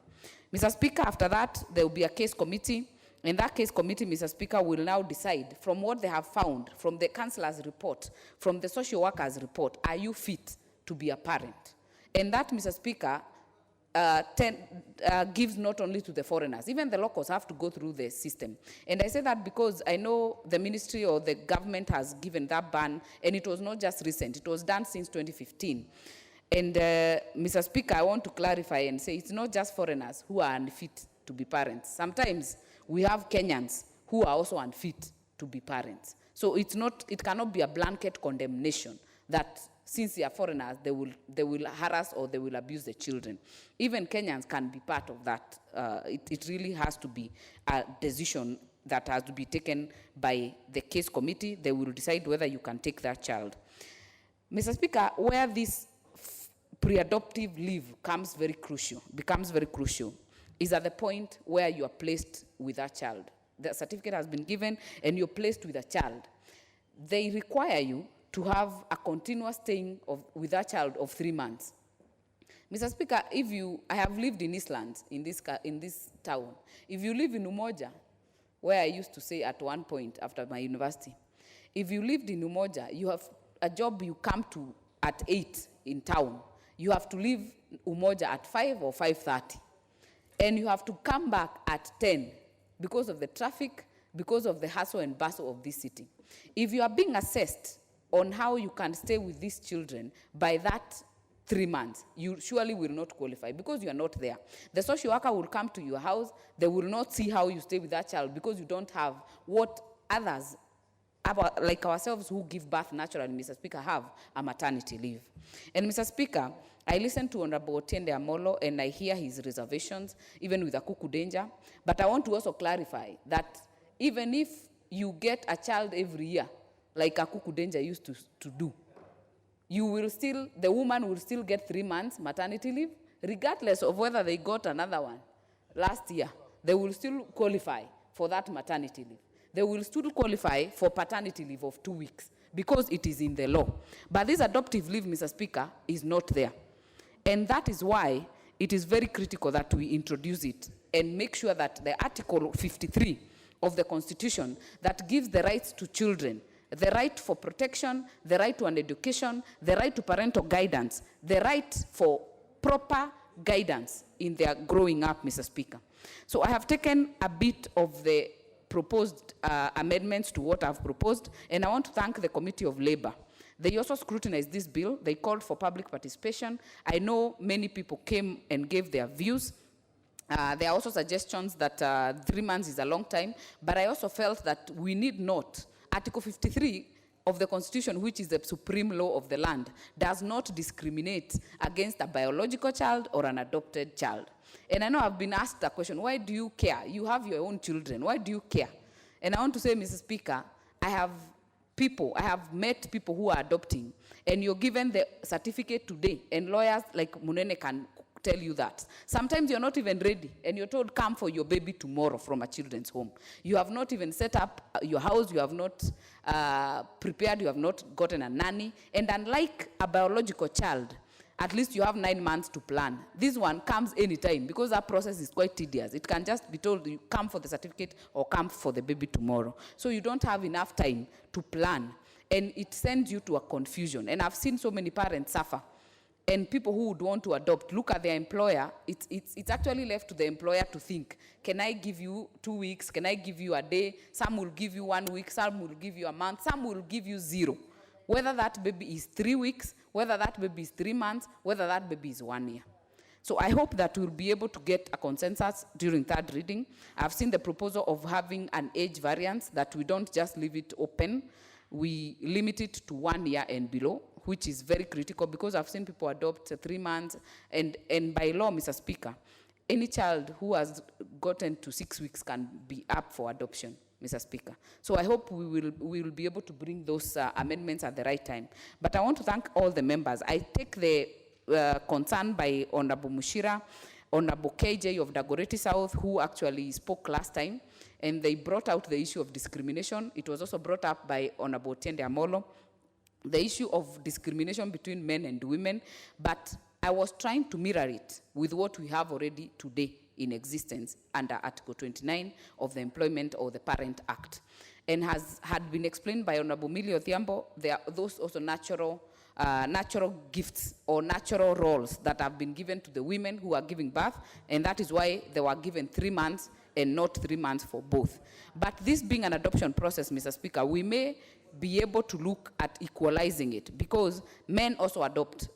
By law, they can adopt, even when they are not, even when they are single, even women can adopt. I have also received a letter or a memorandum from a law firm who think that this bill is actually discriminating against the single men and women in this country. We'll also be going through that with the legal team to see how best we can be able to link up all these proposals at the third stage. Mr. Speaker, the issue of societies, and this I want to talk to the Ministry of Labor. I think we are doing a lot of disservice to the children today. Even now, as we speak, you cannot apply for a child adoption today because all the adoption societies, none have their licenses. They have to reapply for licenses. Mr. Speaker, that is a very serious breach, that we have left it at that point, that we cannot apply for adoption today. And we have so many children in these institutions that would do very well given a chance to stay in a family setup, given a chance to belong to an institution that is the basic planning unit in this country, that is a family. We must scrutinize the issue we have seen recently in the media, the Child Welfare Association, Welfare Society, and it was aired on media. Mr. Speaker, the issue of how they treat the children, the issue of doing business with children must come to a stop. And this will only be done by the Ministry of Labor taking this very seriously and protecting these children. Mr. Speaker, with those many remarks, I want to appreciate all the members for their input, and I know we'll be able to deal with the majority of the issues that have been raised. And I ask, Mr. Speaker, that I hope that many of them, if not all, support this bill to be able to give an opportunity and a chance to many children out there who are in institutions where they did not apply to be in the first place. With those many remarks, I beg to reply. Very well. You reply. You know, when you mentioned Akukudeja, I could tell Honorable Kelo got a bit confused because he wasn't sure who that person is. I mentioned getting a baby every year. But, well, I'm sure Honorable Kelo can ask who that is over a cup of tea, rather than here. Honorable members, we shall ped putting question on that particular item to a subsequent time. Next order.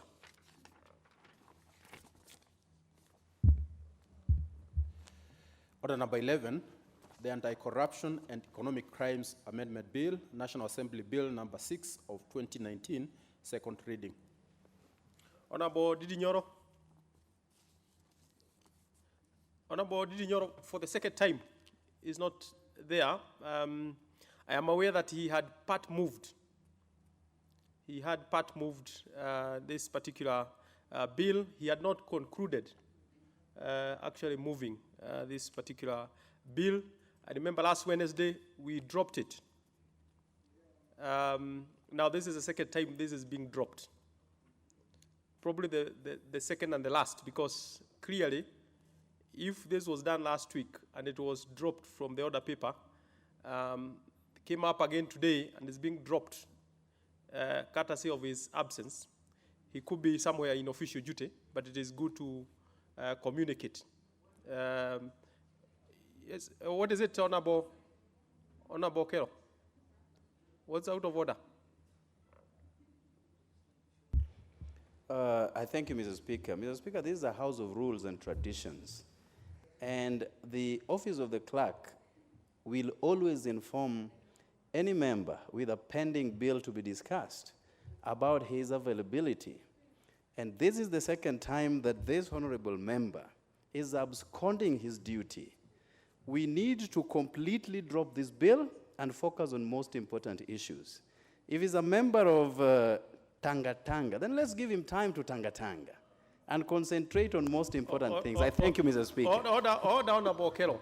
You know, I can't give you a chance on a point of order, then you introduce externalities. About Tanga, I'm not aware of that strange. Order members, I'm not going to entertain any conversation about this. But until you talked about other externalities, your earlier, an earlier point was in order that, look, Honorable Didi Nyoro, this is the last time we are defiling this, so that next time he has to be present to complete his moving this bill, so that then the House makes progress on that. Next order. Order number 12, the Livestock and Livestock Products Marketing Board Bill, National Assembly Bill number 2 of 2019, second reading. Bashir.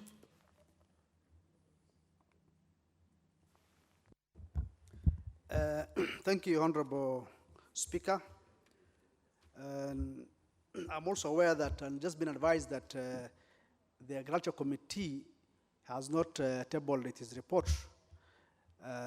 Nevertheless, I was really prepared to continue with the bill. So probably I will seek your guidance, because I'm sure members did not get the Agriculture Committee, which was committed to, did not provide a report to the House. So if, with your guidance, if you want me to proceed without that report from the committee, then I will seek your guidance. But I'm nevertheless ready to continue. Very well, Honorable Bashir. It's good that you are ready to continue, but in the circumstances, if the committee hasn't tabled its report as yet, Honorable Nu Sophia, are you a member of that responsible committee? Then what do you want to say? And thank you, Chair. And I'm not a member of that committee, but Chair, given the importance of this particular bill, and being a person who is very concerned because I'm a farmer, and being a farmer, when we bring a very important thing like this, we need people to take responsibility, and it is going to be very carelessness of a whole committee of this House not to table a report as important as this. Then we feel we need to summon through you. You'll give us the directive the way you are continuing to give us, but we feel and we cannot waste our time. The whole day we were seated here, I didn't know personally, and even the mover did not share. The owner of the bill did not share that with us. We were seated here to debate this important bill, Mr. Speaker, because we thought this will add and will improve the lives and the livelihoods of many pastoralists in this country and livestock people around the country. And because of that importantness, we felt like we were prepared to come here to add value to his bill. And because of that, Mr. Speaker, we cannot just come, waste our time, our energy, our brains, and everything, and just because the committee did not prepare the report, Mr. Speaker. Thank you so much. Yes, well, Honorable Sophia and Honorable Bashir, I hear you, and it is good to note and commend Honorable Bashir for having been present here today, because really the bill is in the order paper, and you're present here, and I've noted that you have been here the whole morning. That said, the chairperson responsible for matters livestock and livestock products marketing, really, we don't know where they are, at what point they are with the report.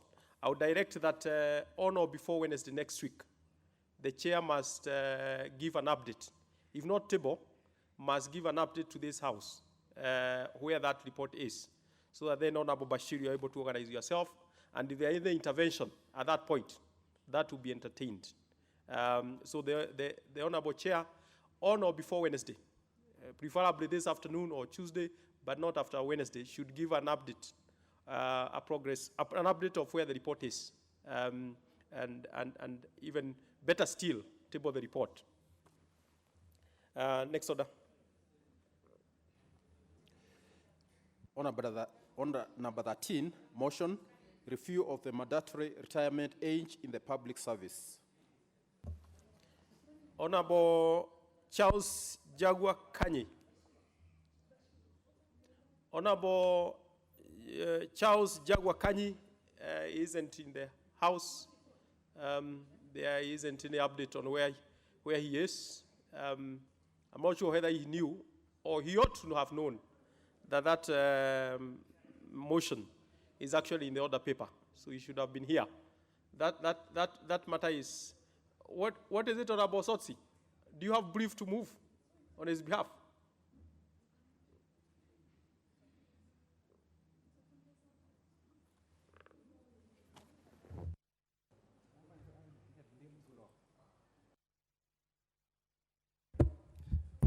Mr. Speaker, I think this Wednesday session in the morning is very important, especially when it comes to motions sponsored or bills sponsored by private members. We are concerned that if we start this trend of people being absent when they are supposed to be present in the House to present their motions or their bill, I think we will not be setting a good precedent on this matter. Because Honorable Dindi Njoro is not around, Honorable Jagua is not around, and even this other bill on livestock, it has similar challenges. So, Mr. Speaker, I think we need you to make a pronouncement on this matter, because this is not the best way to use Parliament time. Thank you, Mr. Speaker. Very well, Honorable Sotsi, I agree with you to the extent that it's a very important Wednesday morning to individual members, because this is where the private members' business gets its way into the order paper. And you would expect the members whose items, whose bills or motions have gotten their way into the order paper through the House Business Committee, that they will be present. And we'll probably deal with each of those items, bill or motion, on their own. I have pronounced myself on the Honorable Didi Nyoro's bill. I have also pronounced myself on the Honorable Bashir's bill. And this Honorable Charles Jaguar's Kanyi will have it dropped and let him be told as well that will not be entertained moving forward. What is out of order? I have already pronounced myself on this. The conclusion is already made. Do you want to add of what the speaker has spoken to?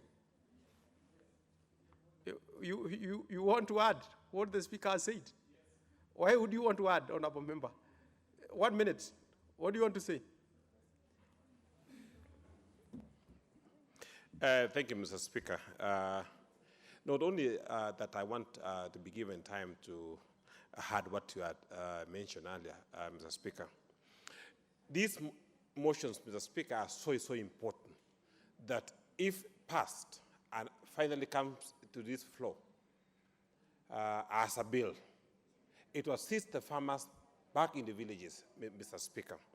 So the members that are responsible for this motion, Mr. Speaker, should take it very seriously. What are you speaking to? Are you speaking to what?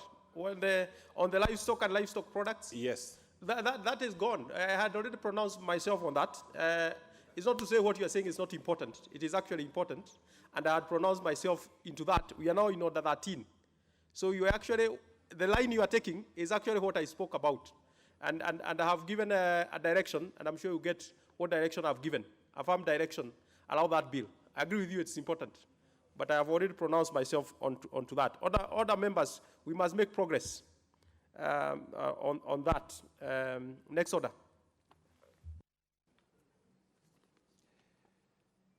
Order number 14, motion, policy measures to ensure 100% transition from secondary education to tertiary education. Honorable John Munene Wabugu, we must commend you. You are here. Thank you, Mr. Speaker. Please, you have the floor. Thank you, Mr. Speaker. I beg to move the following motion. That, aware that according to the available data from the country's education sector, a huge percentage of students who sit for the Kenya Certificate of Secondary Education do not transition to universities to pursue degree courses. Further aware that technical skills and knowledge are fundamental in every profession, concerned that despite the importance of technical and vocational training in teaching necessary skills and building adequate human capital to achieve and sustain the country, its uptake in the country remains low. Cognizant that promotion of technical and vocational education and skills alongside academics provide a mix of professionals and skills that the economy requires so as to create balanced manpower requirements, recognizing that Article 55 of the Constitution requires the state to take measures to ensure that the youth access relevant education and training, appreciating the government's policy of achieving 100% transition of pupils from primary to secondary schools, which has seen a huge increase in enrollment in secondary schools. This House resolves that the House puts in place policy measures to ensure 100% transition from secondary to tertiary education. Mr. Speaker, this motion is more or less based in Article 55 of the Constitution, which actually requires us a duty of the government to ensure that its youth access quality and good education. I must start by commending the Jubilee government, led by His Excellency the President of this Republic of Kenya, for ensuring that we have 100% transition from primary to secondary schools. It has its own problems, small problems, but actually 90%, the government has succeeded to ensure that all the primary school students go to secondary schools. Despite those challenges, I believe time has come for us to take the next level of ensuring that all people who sat their Form 4 examination translate to tertiary education. The ones who will not be able to make it to the university. Mr. Speaker, it is very worrying when you look at the data which is available that, like, if you go by like 2016, about 577 students did Form 4 examination. Out of that, only about 88,000 went to university. Same thing when we came to 2017 and 2018. Actually, about 15%, less than 15% of students who are in Form 4 transition to tertiary education. We know by the time someone is reached Form 4 currently, they are still at the age of 18 years, some even as young as 17 years. If that kid gets a D or an E or a C and comes from a humble family, that kid may never be able to go for a tertiary, for the next level of education. And what am I trying to say? I'm trying to say that the government invests so much money from nursery school to Form 4, millions of shillings on a student. But we fail to invest the little remaining to make that child, to make that teenager productive. Because when a child lives at 17 years or 18 years with no skills at all, what can that child do? What can that student do? But if he's given a small push, irrespective of the background, that once you do Form 4, automatically, whichever grade you get, you are placed into a tertiary institution depending on what you got. Even if it is even driving, you need a skill. Even if it is knitting, you need a skill. Even if it's a mechanic, you need to acquire that skill. You find that the government will even invest less and make a product of that child who will become now productive in society. In fact, most countries which have developed, like Germany, name them South Korea and those kind of countries, they have invested quite a lot in their vocational training. We appreciate and we know that what the Jubilee government is doing on the TVET institutions, where, as a policy, every constituency should have a TVET institution. But are we investing enough in assuring that these children or this TVET institution, once a child does his Form 4 exam, it goes to the next level of education and acquires skills? We need to ensure and also educate the population the benefit of acquiring skills, irrespective what type of skills. Because like in this country, I believe the biggest resources we have is the human resource. We may have found oil in Turkana. We have coffee, we have tea, where I come from. We have horticulture. But I tend to believe that human resource is the biggest resource we have in this country. And once our children acquire skills, the issue of employment, that notwithstanding, you acquire skills where you can even get employment outside the country. Mr. Speaker, take a case whereby a child just finished Form 4, goes home, the parent cannot afford to take him the next level. What are we talking of? What are we saying of those children? What can we do? What can that person do?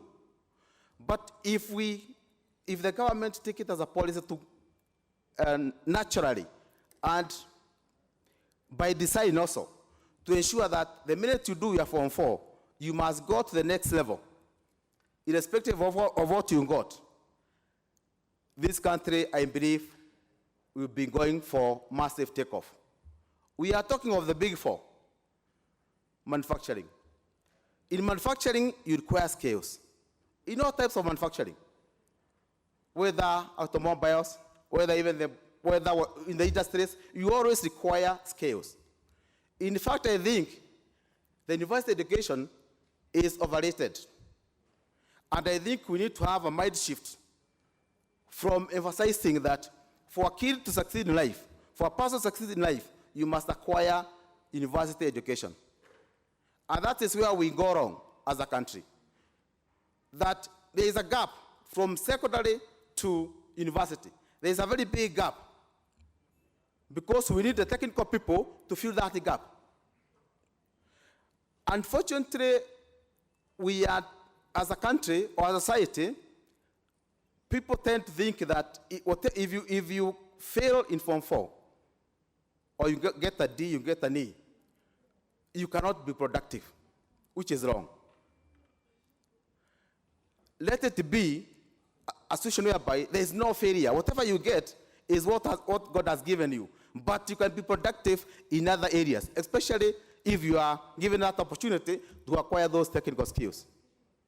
We have heard of serious investment or serious liberalization done by people who actually never got university education. Examples are so many.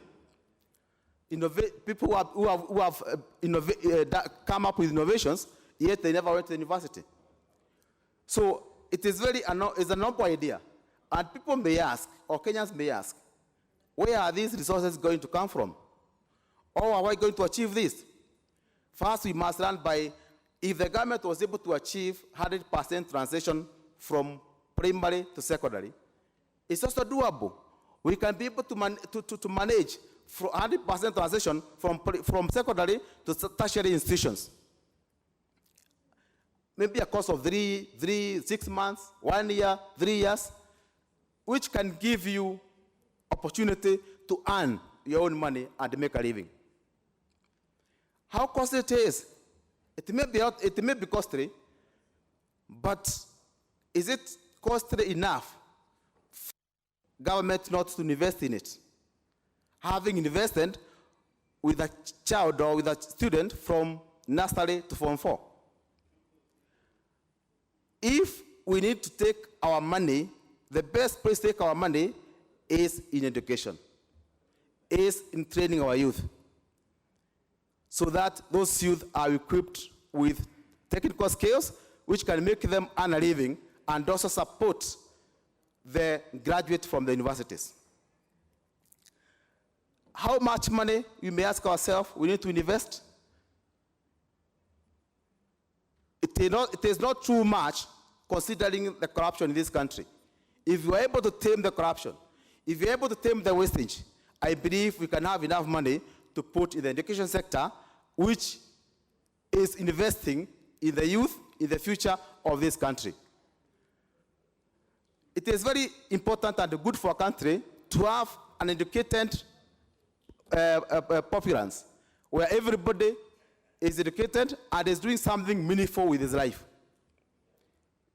And this is a noble idea. And it's my wish and appeal to honorable members of this parliament to support this motion. And let us not be distracted by maybe the cost implication which may be involved. We all know that a journey of 1,000 miles starts with one step. If the country is determined, we can be able to ensure that our children don't go to waste after Form 4. Over 85% don't go to the university. Maybe, from my research, only about 20% go to tertiary education where the parents are paying the fees. What happened to the 55% of the population, almost 60%? Yet we keep on complaining. There is mugging, there is theft, there is crime, there is drugs. Because as a country, we have failed to give hope to our youth. I believe if a child after Form 4, someone, you mature or you grow, from 23 years. If you spend more 3-5 years in a tertiary institution, I believe you become out of that institution more polished, more mature, and ready to invest or to contribute to the development, to your own development and the development of the country. Let us not demonize the people who fail to get good grades.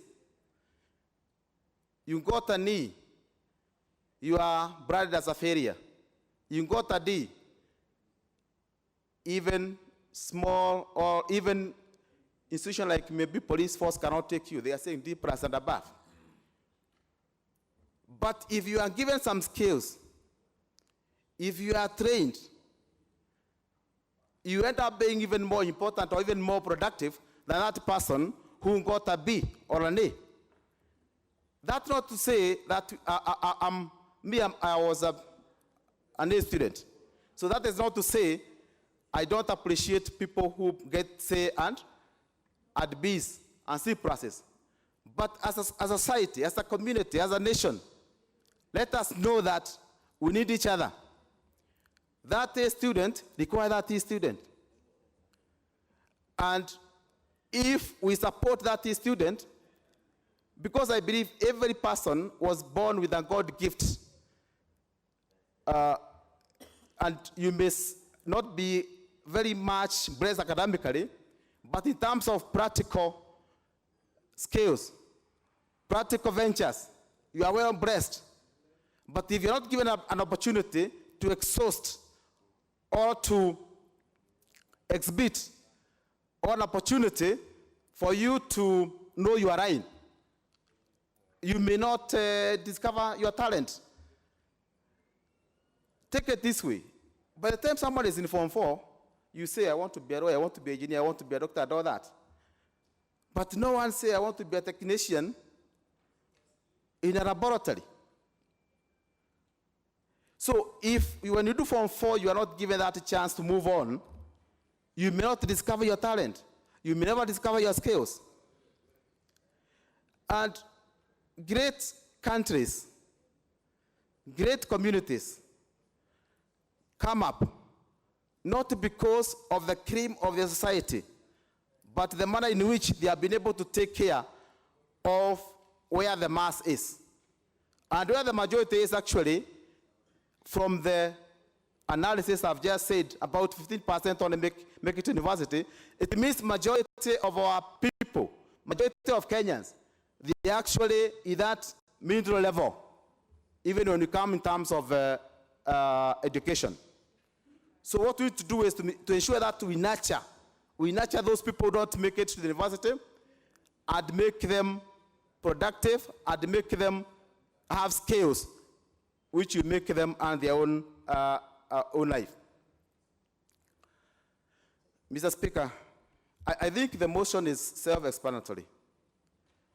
It's a good motion that there's no child who fails to go to the next level of education.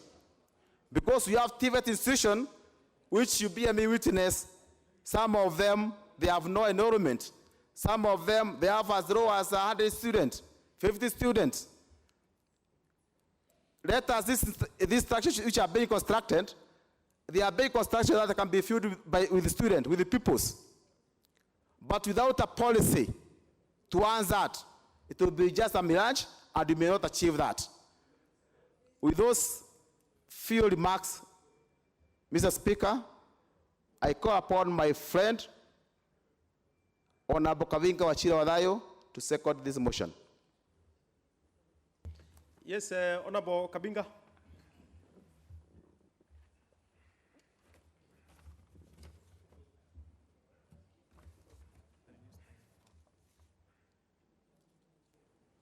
Thank you.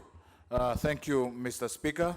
I want to thank my brother, Honorable Munene Wambugu, for thinking through this particular motion, which is very, very, very important, Mr. Speaker.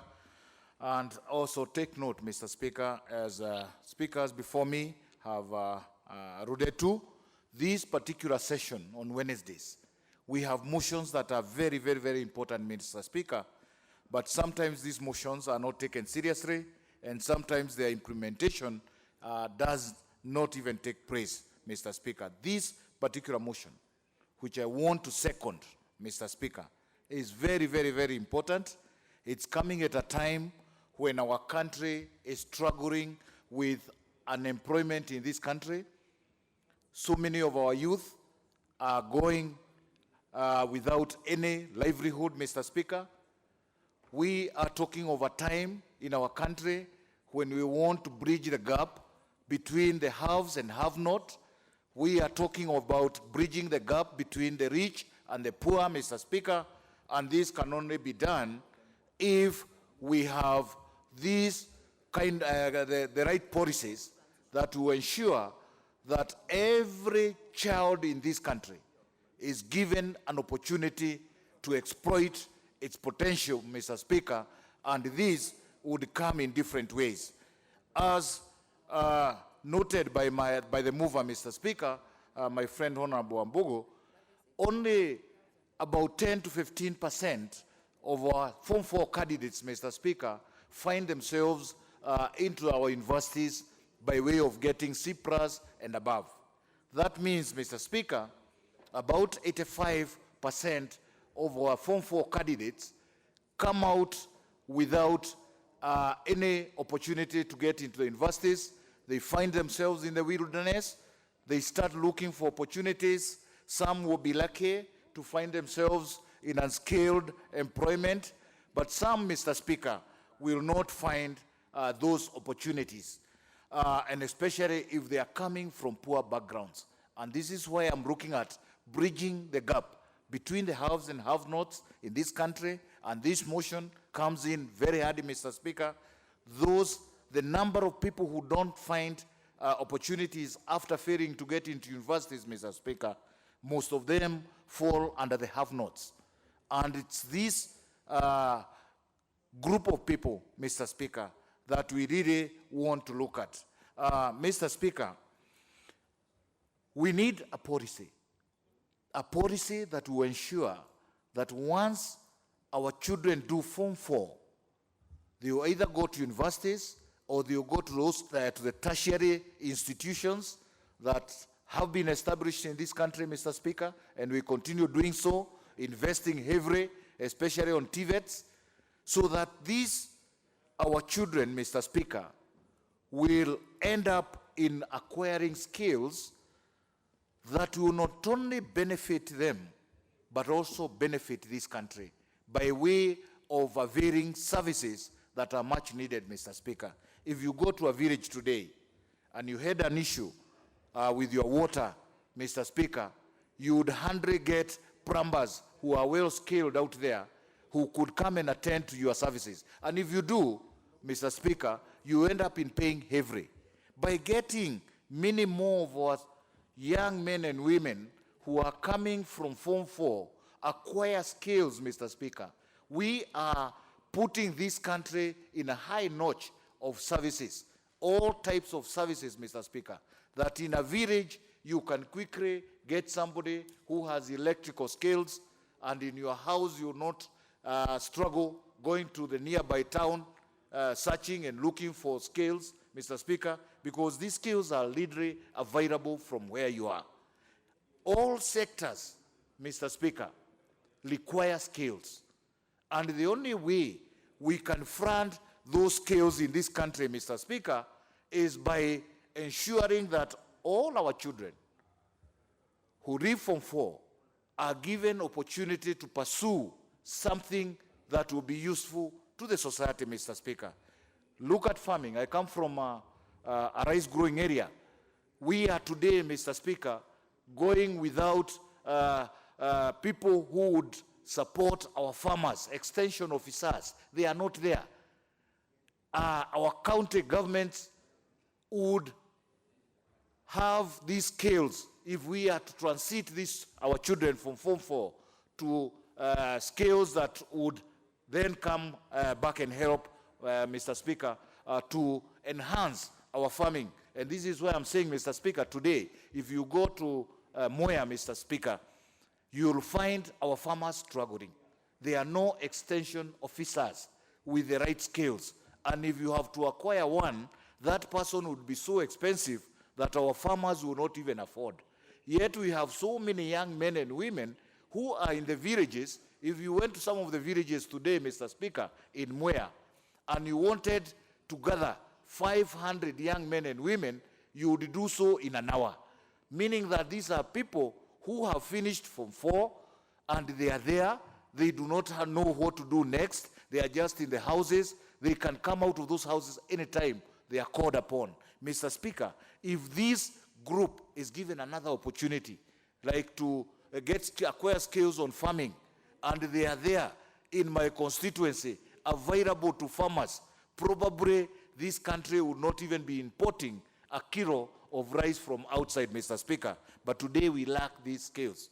Mr. Speaker, other sectors, mechanics, we have people who suffer, even on loads, they get breakdowns, they have to go to the nearest town, which could be 10 kilometers away, simply because within the areas that they are having these challenges, there are no skills. Yet, we are talking about unemployed youth who are in those areas, Mr. Speaker.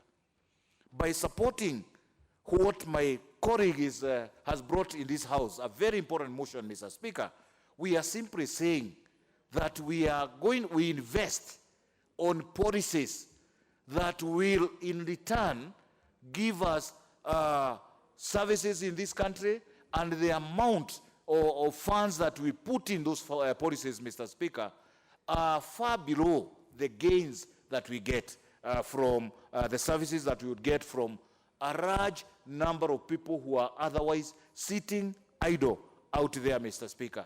Mr. Speaker, by having our children reach Form 4 at age 18 and have no other opportunities from there, Mr. Speaker, we are also giving opportunities to bad guys like terrorists and others who 100 transition, Mr. Speaker. We are simply saying that nearly 90% of our children will acquire something that can give them some livelihood. And by doing so, we are simply saying that no longer are we going to have people out there who are idle, people out there who are ready to engage in some of the activities that are security threatening in this country. For this reason, Mr. Speaker, I stand to second this motion and urge the implementation committee. I know they have many motions that they are sleeping on. Mr. Speaker, I urge that this one be moved very quickly because it has a real return on our investment to this country, where our children will become much more useful than they are currently out there. I would love to see one morning when I have no youth in my constituency in Mwea, because all of them have now gotten engaged in one way or another, Mr. Speaker. I stand to second this very, very, very important motion. Very well. Honorable members, and I hope members did follow what the mover mentioned about the statistics of the students. If those statistics were actually correct, and I suppose they are, 15% going to the university and 20% going to the tertiary, other middle levels colleges. That amounts to 35%. That means 65% are nowhere. Very, very, I would say, quite some statistics members would like to note. Honorable members, I'll propose a question, which is that aware that according to available data from the country's education sector, a huge percentage of the students who sit for the Kenya Certificate of Secondary Education do not transition to universities to pursue degree courses.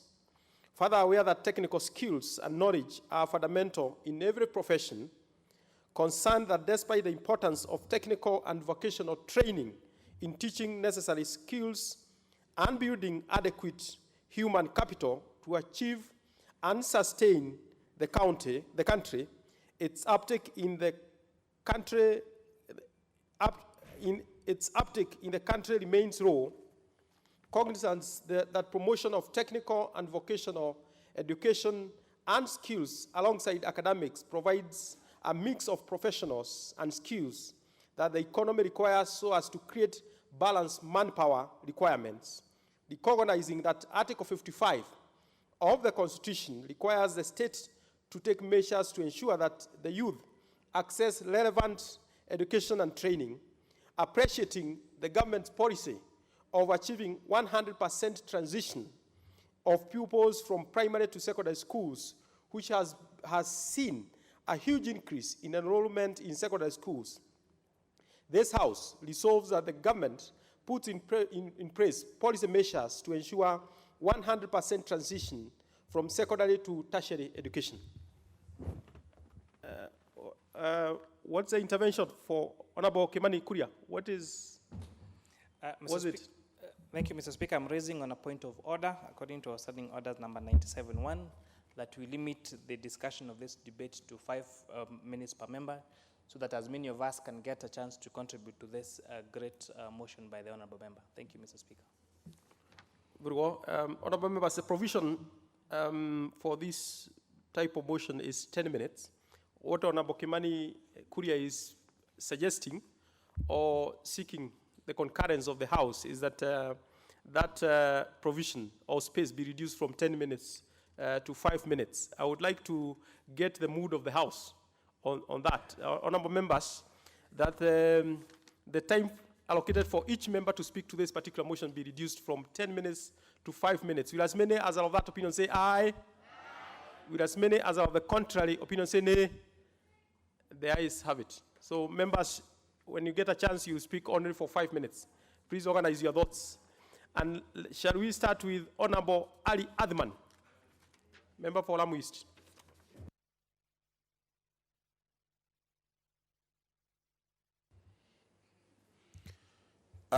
Asante Mheshimiwa Spika. Mheshimiwa Spika, kwanza ningependa kumpongeza Mheshimiwa kwa kuleta mswada huu Mheshimiwa Spika, ambapo tutakubaliana sote kama waheshimiwa kwamba ni mswada muhimu sana na tunahitaji kujadili kwa namna zake Mheshimiwa Spika. Mheshimiwa Spika, ukweli ni kwamba mzazi yeyote anayepeleka mtoto shuleni huwa ako na malengo ya kwamba mtoto yule amalize shule na baadaye awe ni kijana ambaye ako na mwongozo katika dunia hii ama ulimwengu wa leo Mheshimiwa Spika. Lakini kwa masikitiko makubwa Mheshimiwa Spika, swala hili ni swala ambalo limeonekana halina mwongozo na halina utaratibu Mheshimiwa Spika. Mheshimiwa Spika, sitaki ni laumu serikali, lakini vile vile nataka kupeana changamoto kwa serikali yetu, kwa sababu Mheshimiwa Spika, kama ilivyozungumzwa ni kwamba vijana wanaomaliza mashule wengi sana wanapotea katika njia ambazo hazijulikani Mheshimiwa Spika, na ni vijana wengi ambao wamekaa hawana makazi kwa sababu ya tatizo hilo Mheshimiwa Spika. Kwa maana hiyo Mheshimiwa Spika, kuna umuhimu mkubwa kuwe na mwongozo ambao utaambatana na mswada huu kuonyesha ya kwamba mtoto yoyote anayemaliza shule ya upili awe na uhakika na mwongozo kupitia kwa serikali kwamba either ataenda university ama aende college ama aende katika chuo cha ufundi Mheshimiwa Spika. Nikipongeza serikali kwa juhudi zake za kuweza kuweka mikakati katika swala hili za university za chuo cha ufundi Mheshimiwa Spika. Lakini vile vile Mheshimiwa Spika, kuna dharura kubwa ya kuhakikisha ya kwamba mwongozo huu umefuatwa, kuhakikisha ya kwamba wanafunzi wanaomaliza mashule wameweza kwenda katika vyuo vya ufundi ama wameweza kwenda katika university ama colleges Mheshimiwa Spika. Kwa sababu Mheshimiwa Spika, wengi wanaomaliza Mheshimiwa Spika, hata wale wanaofaulu katika mitihani yao ya kidato cha ya shule ya upili Mheshimiwa Spika, wanaohitaji kwenda universities Mheshimiwa Spika, ukweli ni kwamba ni wengi utawapata wameshindwa kwenda katika vyuo vikuu kwa sababu za hali za kiuchumi, za kifedha Mheshimiwa Spika. Mbali ya kwamba kuna bursaries ambazo zinatolewa na serikali na mwongozo ambao unapatikana kwa serikali Mheshimiwa Spika.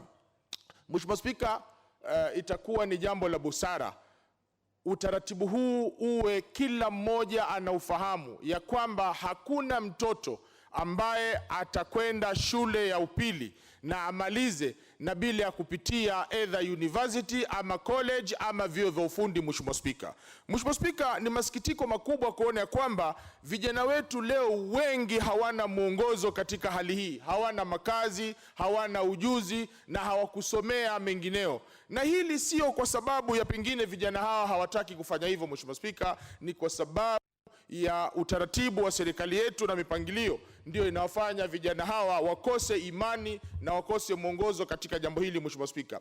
Mheshimiwa Spika, nikizungumzia eneo bunge la Lamu Mheshimiwa Spika, hivi sasa watu wengi wanafahamu ya kwamba tuko na LAPSSET inakuja, lakini kwa masikitiko makubwa Mheshimiwa Spika, jambo ambalo lingehitaji kufanyika kwa serikali ni kuhakikisha kwamba mradi huu umeweza kutayarisha vijana hawa, lakini utapata ya kwamba Mheshimiwa Spika, hata zile nafasi 1000 ambazo ziliahidiwa na serikali kwamba watafundishwa vijana hawa kwa sababu ya LAPSSET hii, Mheshimiwa Spika, hadi sasa tunavyozungumza jambo hili halijafanyika. Kutokana na haya Mheshimiwa Spika, for the time he actually refused when people wanted to transit all the technical colleges to universities. He actually stood firm and said, like for example, the Polytechnic in Eldoret, they took university now in Nairobi, the colleges, institute colleges in Baringo, for example, the CAPSO Technical Institute.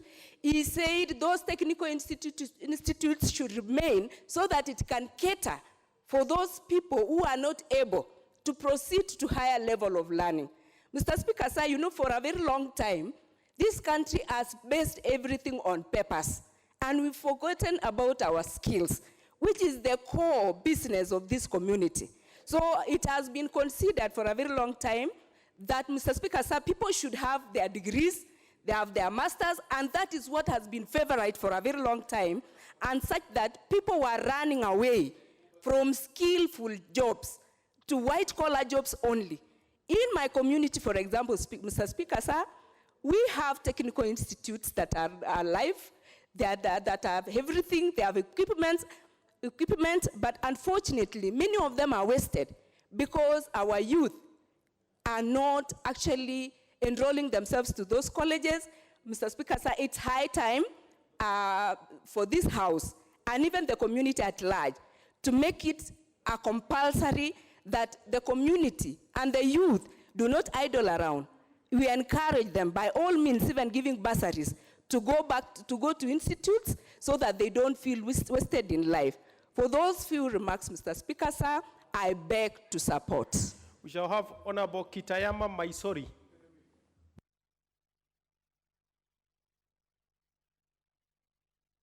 Mike. Thank you, Mr. Speaker, for this opportunity to support this motion, which is very timely. Mheshimiwa, I want to thank you for bringing this motion, which is very, very, very timely at this point in time. And I want to immediately dive into the matter that is generally going to affect and change how Kenya youth manage their future going forward. It is important to note that places like Kuria, we first got the first college, which is a TTI, which opened its door this month, 2nd of September this month. And Mr. Speaker, I want to report to the country that we were able to, as of today, enrollment is 96 students, just having taken about 2 weeks of enrollment. That shows that there has been a gap, and this gap needed to be filled at a point when university education is not a guarantee that it is going to solve the unemployment situation that is in this country. So it is a timely motion, which, if given a proper guidance and policies that are able to move it forward and solidify it into our culture as a people, as a country, then definitely we are going to see a change in how this, the future of our children are going to be managed in terms of education. Mr. Speaker, in addition to what Mheshimiwa has brought on board, I, as a member of parliament also in Kuria East, I discovered that it is important that as leadership, we also identify gaps that exist within our jurisdictions.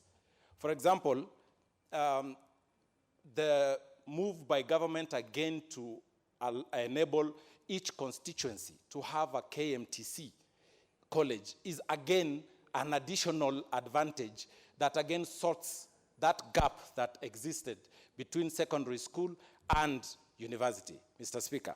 And going even further, we are proposing a teacher training college to happen in each and every constituency, because what is constant is the land that we occupy as Kenyans. But what is variable is the population. And each time populations are changing. And for that reason, it will not be, as we move forward, we know that there will be more people requiring education, but the land mass will remain the same. And therefore, having more colleges is not a waste. If anything, having more colleges is going to even make innovation happen even more, because as we produce more people in different fields, we are going to create a scenario where demand then drives also supply. So, Mr. Speaker, I support this motion on the very, very principle that if each and every member of parliament in every constituency took at stock of the requirements that exist in their own jurisdictions, cumulatively the country will move forward, and it can only be better. Now, making it compulsory, Mr. Speaker, might be difficult to enforce. I think it should be more of encouraging communities to think outside of the norm, because the norm has always been that the best way to progress oneself is to come from secondary school, proceed to university. If you don't get a chance in university, you either join the forces or something like that. But if we can change culture also, I think it is going to enrich the benefits that come out of a lot of money that we spend. And also, of course, increase in the bursaries that we give our children, so that these colleges are going to then find meaningful use once they've been put up. Mr. Speaker, with those few remarks, I just want to thank the member for this opportunity and for the motion, and I support. Thank you. Very well. Honorable members, it is 5 seconds to 1 p.m. The good news is that this motion, because I can tell there are quite a number of members who still want to speak to this, this is not the end of the motion. When this comes back to the order paper through the House Business Committee,